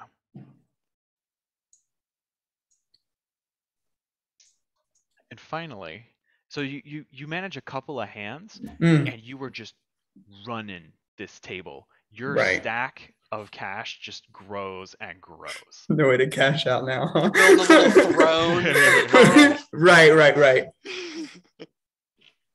Yeah, there's like a little break where a couple people can kind of get up and move from the table to use the restroom, use some Right. refreshment, Yeah. things like that. But then everyone Martini is shaken, not compelled stirred. to return to the table. And I will say because the 7-foot tall ripped barbarian lady in Oh fuck immaculate yeah! dress is standing behind you, I'll give your intimidation check advantage. I was Oh my gonna- gosh! I just reloaded Foundry by accident. I hit the wrong. I was going for. Oh fuck! Right, was the little gonna- X Should or load pretty something. quick. Yeah, I gotta get back to this thing. What were you gonna say, Paige? I was gonna say if I could just like lean over Birdie's chair, pick up the pearl, blow on it a little bit, so I can flex my fucking arms as much as I can during Just that. like flexing, like, Like, pick it up and it's like. Just like, Oh, Yeah. please, dice gods! Love it. Please, dice This gods! is also a very high DC. Please, dice gods! Okay. 25. Both times. That's a natural 18. Yeah, How much money did you put down? total 1,000. Okay, goose with the pearl. Okay. Yeah, pearl 500 and then 500 of my own. Okay. So with 2 successes, you gain the amount you bet plus half again more. 15. Okay, so made 500 profit. No, you gain the 1,000 that you bet and half again that's more. 500. So you get 25 1,500. total. Is that like? Does that include what I Profit. put in? Oh, Yeah. profit? You have Your 25 profit. total. You get 1,500 gold Woo! profit. Hell yeah, bro. You get your All right. buy-in plus. Okay. So I had taken out the 1,000 essentially, and now I add back in 2,500. Yes. God damn, son. If you already removed Gotcha. the thousand. Yeah, I had removed that as like spent. Yeah, you leave Okay. this party with 1,500 extra gold than you came in with. And maybe a couple of enemies. Yeah. Oh, Birdie only makes I enemies. will say that, like, Brina, before they take this like brief break and a couple people kind of get up from the table at different times, like you don't even really know how this game is played, but Absolutely not. clearly he's doing really well, and other people are not happy about it. Like it's almost comical how large the stack of winnings is in front of him. Yeah, Birdie will like try to sit low in his chair and like peek over at people, like try to look up to make Yeah, eye it's like contact. I need a high chair. To Oh, look I'm over sorry, me. my chips are just the cash is too much. Can't see over it. Well, You notice that the Big young ahead. woman, hole. the young woman with the blonde hair is particularly aggravated, just drumming her fingers loudly on the table, and you can see like the vein in her neck kind of pulsing. Every breath she takes like swells her chest against like the tight corset type thing she's got on. She's clearly like flushed and not thrilled at the money she's losing. Yeah. And yeah, at the end of Wow. the night, you know, like, Yeah. things get pretty late. It gets to be about like 1 in the morning, 2 in the morning, and people start to make their obeisances. Like, Yeah. time to call it quits. A couple No. of hands are shaken. Some people just get up and walk away, like stonewalling. Yeah. But through the whole thing, everyone keeps their mask on. Yeah. Well, good for them. Good Every now protection. and then, with your crazy high perception, you just catch like a faint thunk or thud from the upper levels. Huh. Just very faint. Like they're not Forgot roughhousing about up there, that but part. like just every now and then. Right. They're Right. not rough. No, they're not. Hmm. Couldn't go I hang out with depend, Jovan. yeah, I think after Birdie's successful night, he would go up and pay Jovan a visit. You know, not too terribly long, but says his hellos, and we'll leave whatever happens beyond the veil there. I assume Brina leaves at that point. Well, just Birdie will look at you and go, I'll be back in like 25 minutes. I don't think this is gonna take long. what do I do in the? There's refreshments over there. You're a charismatic person. You'll make small talk. Absolutely not. Here. I'll give her 100 gold pieces. Go gamble. All right. There are other tables. That was Yeah. like the super high stakes table. There are other tables. Yeah, I'll give her 100 It's gold kinda pieces. winding down, so like I'll tell her a lot go of the gamble. crowds have Yeah. left. I'll go gamble 100 gold pieces with the 4 people. Fucking ass. I do keep an eye on that blonde-haired gal throughout the remainder of the evening, just because that is the one person I noticed that clearly does not fuck with Birdie, especially now that Birdie's As soon as Birdie disappears, you notice, like as you're kind of keeping your eyes peeled, that she notices you. Oh, Like you Oh. lock eyes briefly. do we kiss? Yeah. Well, so you sit down to gamble, right? Yeah. I need to roll some dice for you. Oh, please do. I'm sure that I'm gonna win big. That was so tense. I would highly recommend that everybody go gamble 1,000 gold and feel your blood pressure like go up. Well, when I end up in debt, don't worry. I bought a jetpack and like 2 Return with grenades that and came out on top. Okay, so you sit down to gamble. Make your insight check. You try to size up the competition. This is fucking hilarious, dude. Brina doesn't even. Oh, know. and but I tell you what, before I tell her, go gamble, you're doing great. I'll give her bardic inspiration. Aw, thanks. Yeah. See. Heyo! What is that Big again? A money. D.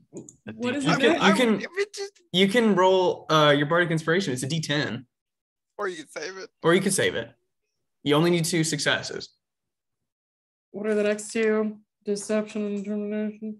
No, I'm gonna go ahead and roll the bardic. No, actually, I'll fucking Yeah, save it. Save it. fuck I it. save I'll keep it. Save it, I'm yeah, not gonna, save it. this isn't gonna go well. Okay. I have no It's clue. gonna I go can't read. great. It's gonna go great. The DC was 14, so you'd have had to roll a 10. 10. That's Yeah, valid. that's hard. So I don't roll- understand the numbers. You're sitting at the table and you're trying to size up the competition, but you're also trying to remember how to play the game. Yeah. And this whole time, like she's not really muscular, but she's like a slim, noble woman who's very, very well dressed, and it's just like kind of like seething in the corner, drinking her wine. She's just locked eyes watching you. Great. This makes you a little nervous, but She's Right. sweating. make your deception check. You try It's to gonna be- bluff your way through these cards. A -1. Yes. Okay, 7. That the bardic inspiration might help you there. That's probably what it's gonna have to be. Yeah, D10. Let's see that. I rolled on DP on. That's a 4. 11. Big 11. Big 11 total. Okay. Now bring it home, Brina. Intimidate the fuck out. Give me your money, huh? You're like pulling cards, or like they're just dealing cards to you, and you're picking them up like, oh, it's so terrible. Oh no. Goodness. she like forgets to drop the accent sometimes. She committed to it in the beginning. She's so fucking dumb. I'm obsessed with her. Yeah, no, it doesn't go good. Make your intimidation check. At least I'm big. Hey, that's double digits. Hey, yo, there it is. Big 15. Let it ride. I mean, yeah. I don't think. I think you lost your shirt. Yeah. So you. All right. On the second or third hand, like you're trying to bluff all this, and you're just like you go all in, and you lose the hand, so like, you're out of your money, and then like one of the nicer nobles like sitting around, just like, oh, it's all right, honey, I'll spot you. You know, you can always pay me back later.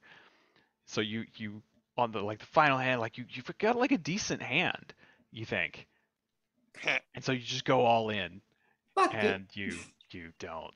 Like you're like looking at people like just trying to stare them down, like I dare you to call, and one of the others just, too bad. They've got like a full house, so you actually go into 100 gold worth of debt. Well, great No news. successes. Wait, so you have to pay an additional 100. Is I have 4 gold. I have 4. Accrue a debt equal to the amount you.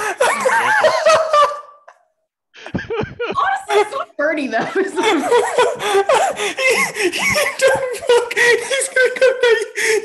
What do you mean you're in debt?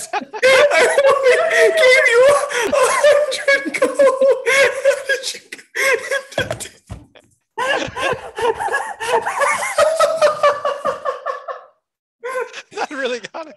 It's like a little bit almost. It Oh, I got a cramp. Then I couldn't put them all together. Who did you take money from, Brina? You don't even know. You They're don't all even wearing masks know. and they never told you their name. Oh my god. Don't ever accept money from people at a cards table. And As you get up to like walk away from the table, the young blonde walks over to you, and she's only about like rib cage high on you, but she looks up and says, "Rough night. Luck's not with us, I suppose." No, I suppose not. What about you? Had better. Want to blow off Yeah. some steam? Oh, She looks over at like this big ornate grandfather clock. A little bit of time left. oh, If is you've got this the energy. Oh God, this is the upstairs? Is what you're? Oh, Oh, I'm sorry. Is this your first time? yes. Oh, I'm sorry. Well, I mean, not with I'm like too forward. not like with. Well, no, but here- at one of. Yeah, but at the. Yeah. I'll just go. It's totally cool. Total. Yeah. Very flattered for sure. Definitely. You're very beautiful woman. Have a good night. Okay. She just Good like luck. awkwardly like starts to make her way away. I beefed it every fucking time this. Birdie comes down and after a bit, he's not trying to leave Brina hanging. Yeah. But So as you guys are talking, as you just were having the conversation about losing the money, Thomasine Oh comes God. down wearing the same immaculate gown with her mask still in place. She goes over and talks to the people at each of the tables remaining, the dealers and the people who are like exchanging the chips for money and stuff. A couple of minutes go by, you guys are having your conversation, and you notice she's talking to the dealer at the table that you just left, Brina, and she looks over at you, points, and then does like the big one motion, and the dealer just nods. You can't see lips moving because the mask covers her face, and so she just and she kind of saunters her way over towards the two of you. Oh no, I'm not sauntering. Yeah, she moves with like a feline grace. She's very almost like a dancer, making no sound except like the swish of her skirts on the ground. So, I suppose some of us had better nights than others. I had a great night. Bertie had Toe to tip, fantastic. As well, I've rarely seen Joban so exhausted. I do what I can. Yeah, I can imagine. I'm told that you are somewhat indebted. Yeah, apparently the numbers on the cards mean something of significance and nobody told me. And she digs through her little coin purse. I'll pay her debt. I'll pay her debt. No, you don't. Oh, not to worry, my friends. Nothing you need to worry yourselves over. The good Well, lady now. no. The good lady who loaned you that money, she can be a rather rough and tumble sort when it comes to collecting debts, so I've already paid her off. Don't worry. Let's just say you owe me a favor. I'd actually rather owe you 100 gold pieces, so I'm going to go ahead and get that now. Yeah, I've been down this route, and it's not a look on her. I'll put it that way. I will pay you 100 gold pieces, and we'll call it square. I will pay Very you. well. If it were me, I'd be down because I've done this. We've been on this route before.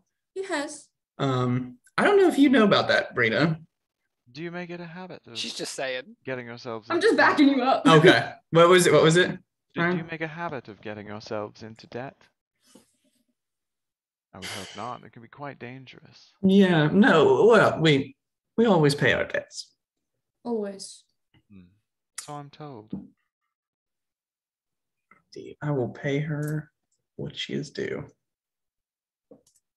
She kind of sighs, like slightly disappointed. I'm sure. Very well. Yeah. But you do throw a lovely party. I love what you've done with the place. Leans forward and like boops you on the nose and says, "Yes, I do." I do. There was one particular woman. I hope I didn't upset her at the cards table. But I'm afraid I gave her a rather bad night. Yes, I expect I'll be hearing about that later. She does like to complain. She seemed okay. I hope it won't deter you from inviting me back. I really did enjoy myself. I'll keep you in mind. Well, I would very much appreciate it. If you need me to bring an hors d'oeuvre or something, you just let me know. Or perhaps if you need some entertainment for the night. I can. Perhaps. I play a nice tune. She kind of leans forward and kind of taps you on the shoulder a little bit. Don't worry about the good lady. She's all bluster. That's what you tend to find among the nouveau riche. Well. Yes. Well, the sun rises quickly. I believe I shall retire. As will we. Thank you. If you want a favor, all you have to do is ask sometimes. It's not always that necessary. She turns and walks away from you like 4 or 5 steps towards the steps that lead to the upper floor. And you can see this just missing back of her dress, like just below her waistline is where like the skirt picks up, and she kind of turns, and you can see as she turns and like looks over her shoulder, the muscles on her back like ripple. She's not like big and brawny, but she's super toned. Nope. She turns and looks at you and gives you one of the I might. And then she just like flips her hair a little bit and walks up the stairs. What the fuck did that mean? I don't know. Let's go home. I'm exhausted. Hey, I owe you 100 gold pieces. Brina, I made out with a king's ransom. We're gonna celebrate. Made out with a king. I was like, you just made out with the king's ransom. Okay, sure. That's not what I heard from upstairs. Yeah, upstairs. Hey, Brina, honestly, saying it for your own good, don't go up there. There is some stuff that I think a lot of people would not be able to handle. How many stairs did you go up, Bertie? Be honest. There was a moment where I thought I'd gone up too many, but then I think it was just right looking back. But then I climbed up a few more. I was invited to go upstairs, which was flattering. But I know my strengths, and apparently gambling is not one of them. Not one of them. We're not going to have you gambling anymore, I don't think. No, I can stand behind you and look very strong. You did a great job really backing me up, so thank you. Once you start losing at the tables, you lose a lot. It's hard. You got to start off swinging. Yeah. All right, let's go home. Yeah, I'm tired. Do you want the piggyback ride? Yes. Okay. Have fun. I absolutely do. Dawn. Yeah, so you guys make your way home. As the sun's rising and people are just starting to roll out of bed, in that sort of quiet time as the sky lightens and the first shafts of sunlight dapple the road. I will say, for Kala, Alexa, Galatar, and Keytree, I will lay out a bag of 100 gold pieces each. And with a little note attached that says Black Pearl profits. Oh. Yeah, because I told you I'd triple it. Wait, king shit, bro. Yeah. You truly did. Kind of literally did, in One, two, fact, three, triple it. Yeah. How much was the cut for each person? 100 for the 4 of them. Yeah. Brina got hers. Fuck you, man. That's valid. That's valid. Oh, poor Brina, the charity case in the group. Broke as fuck, dude. I don't need a lot of shit. But, Yeah, after a certain point, you don't need gold anymore. You have a group that they support you. well, That's that what we're here for. and like my only needs are big sword and pretty lady. I'm pretty much squared away. Big sword, pretty lady.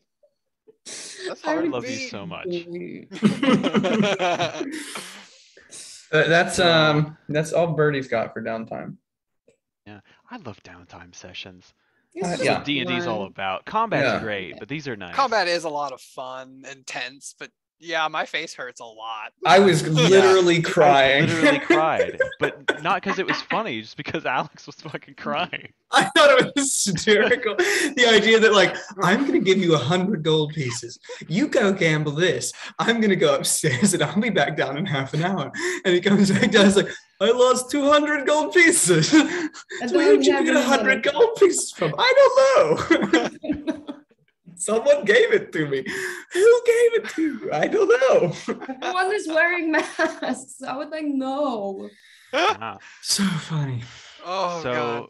So Chandler said that that Galatar and Keytree were interested in checking on Penumbra in Ebonhawk, but they're happy to also go with wherever the group wants to go next session. Ooh. So I mean, we none of us really came up with any ideas, I guess. Was this downtime just 1 week then? Did anybody's stuff take 2 weeks? We'll say like a week and a couple of days. Go ahead. I would say I needed at least a week for working on the robot. Yeah, it's been a full week for Yeah. sure. And Okay. if we need a couple extra days, if you want to go ahead and do the thing, you've got time. You didn't really do anything else. Do the thing. The camping trip. Oh, Oh. It was just for like a day or two, like a yeah, Like a weekend that's fine trip, then. yeah? Yeah, if Yeah, we're taking that much I downtime. remember. Kala wanted to take Tim Yeah. Yeah. up to Holbrack. So when Brina goes home to spend a couple of days, Kala comes with, but doesn't stay in the city. She kind of takes him out into the mountains, and yeah, you find Very like a good. couple of Norn kids, like 16, 17-year-old Norn kids that are like all about the wilderness, and they know who Brina is. She's the Slayer of Issormir. They know the story of the Trollskull Six. And they're like, yeah, man, you can come on and join us. We've got ale, we've got meat. Let's do it. It's fucking And good, Tim's all man. for it. So Into the wilds. yeah, you guys spend like 2 nights hanging out in the mountains, and they don't take you to the dangerous part where like the wild dire wolves and yetis are hunting and shit. It's pretty. It's cold, but it's nice. Good for Tim. Okay. Yeah, good for him. I love that for him. Yeah. So when we return, I believe the Trollskull Six are going to investigate Ebonhawk. Is that the consensus? Sounds great to me. I think so. I feel like I mean, do we really want to go there? I mean, I don't really want to go there, no, but Right, it seems just like a kind of scummy place. yeah, worse than Divinity's Reach for sure. Yeah, And that place sucks. it sucked. Yeah. Galatar's like, hey. But we really do need to find out if they're okay or not. yeah. Sure, We wouldn't want to they're go missing and no one come look for us. fine. Father Kevin has like no friends except for Penumbra, I'm pretty sure. Yeah. I don't think he knows them. Wasn't he in? No, he was. Father Kevin was an Excelsior. Fuck. Father Kevin has no friends at all. There are Yeah. living members of Excelsior that survived the. Nope, they're all dead. They're all dead. Yeah, no, Penumbra. He's a terrible cleric. Wait, we fought Penumbra in the In the alley. And got in our the asses alley. That's right. They And were got higher our level dicks than you. kicked in. Right, We yeah. have to make sure they're okay because we got to get our back, you know. Yeah, They've got the +1 right now. We got to even that out. it's not about caring about them and the spirit This of is selfish camaraderie and revenge. friendship. This is In a about very kicking meta way. their dicks in. And I think I don't remember what day these notes would have come on, but you have tried sending? Yes. In the Communicate past, with like them? long Yeah, ago. nothing Yeah, it's been a happened. minute. I don't have a note for who you tried to contact. The Azuran. I tried to contact Jot. the Azuran. Okay. Yes. Mhm. I think you tried more than one. Maybe? Maybe the Oh, and the leader, because it was leader? people we didn't know their names. Yeah. We knew the leader's Yeah. name and we knew the Assurance name and the robot or in the power armor. Man, they were a cool fucking party. They really did kick our dicks. Yeah, we got our shit shoved hard It was and like fast. deeply upsetting. Yeah. Yeah. I'm pretty sure I carried somebody's dead corpse. I think I think you it was pulled me. me. Or Or yeah, it okay. might have been me. I don't know. I forget. One of the small people went down. I mean, if we're like really committed to going to Ebonhawk, like we can. Let's just make it quick. Yeah. Yeah. What else we got Yeah. on the agenda? I mean, yeah, I don't want to go sightsee or anything. There's nothing there to see. Kill Yeah. all the dragons? No, I've heard it's just dirty and lifeless, you know? We have a little familiarity with the branded too, so Yeah. we'll have a 1-up. Yeah. Fine. I mean, we haven't been, super out of town in a while. No, we've been in Maybe town. why. I don't know. We've been stationary for a week. I kind of want to get moving. Do something. Right. Rodasum is great though. You know, Yeah. Food's really good. food's great. Food's great. Lots of I'm glad magic you will stuff. enjoy my hometown. It's really nice. But fuck Yeah. the visitors. Poor Galatar. Not here to Galatar. defend. That is very hurtful. Oh, sorry. I just- mean, your Supposed to be sire's the biggest sausage is like benefit. amazing, but the rest of it's shit. Wow. Agree to disagree. Galatar. All You right. will have to go to Divinity's Reach to reach Ebonhawk. What? What the fuck? The Asura Gate in Rurikton District is the only way to get to Just Ebonhawk. keeps getting better and better. Unless you want to travel all the way from the Black Citadel through the Brand, we could do that. Could be interesting. I guess the portal's better. I mean, I'm not against Divinity's Reach. exploring. That's always fun. Don't I be- Aikitri never makes a prepared for that. point. But I don't want to walk that far. A long walk, yeah. Yeah. And the brand is very dangerous. Yeah. Oh, we're Lions Arch, we're not at the world map. All right. Cool. Going to Ebonhawk. Ebonbach. Should be fun. It might not be bad, Bertie. They say the brightest blooms can sometimes blossom in the It's gonna gloomiest be shade. shit. I think I mean, they put char heads on the wall there, which Oh. seems, Why would they do that? because they hate char. Yeah, That's just Kitri, it's mean. gonna be shit. Harry Potter is a great man.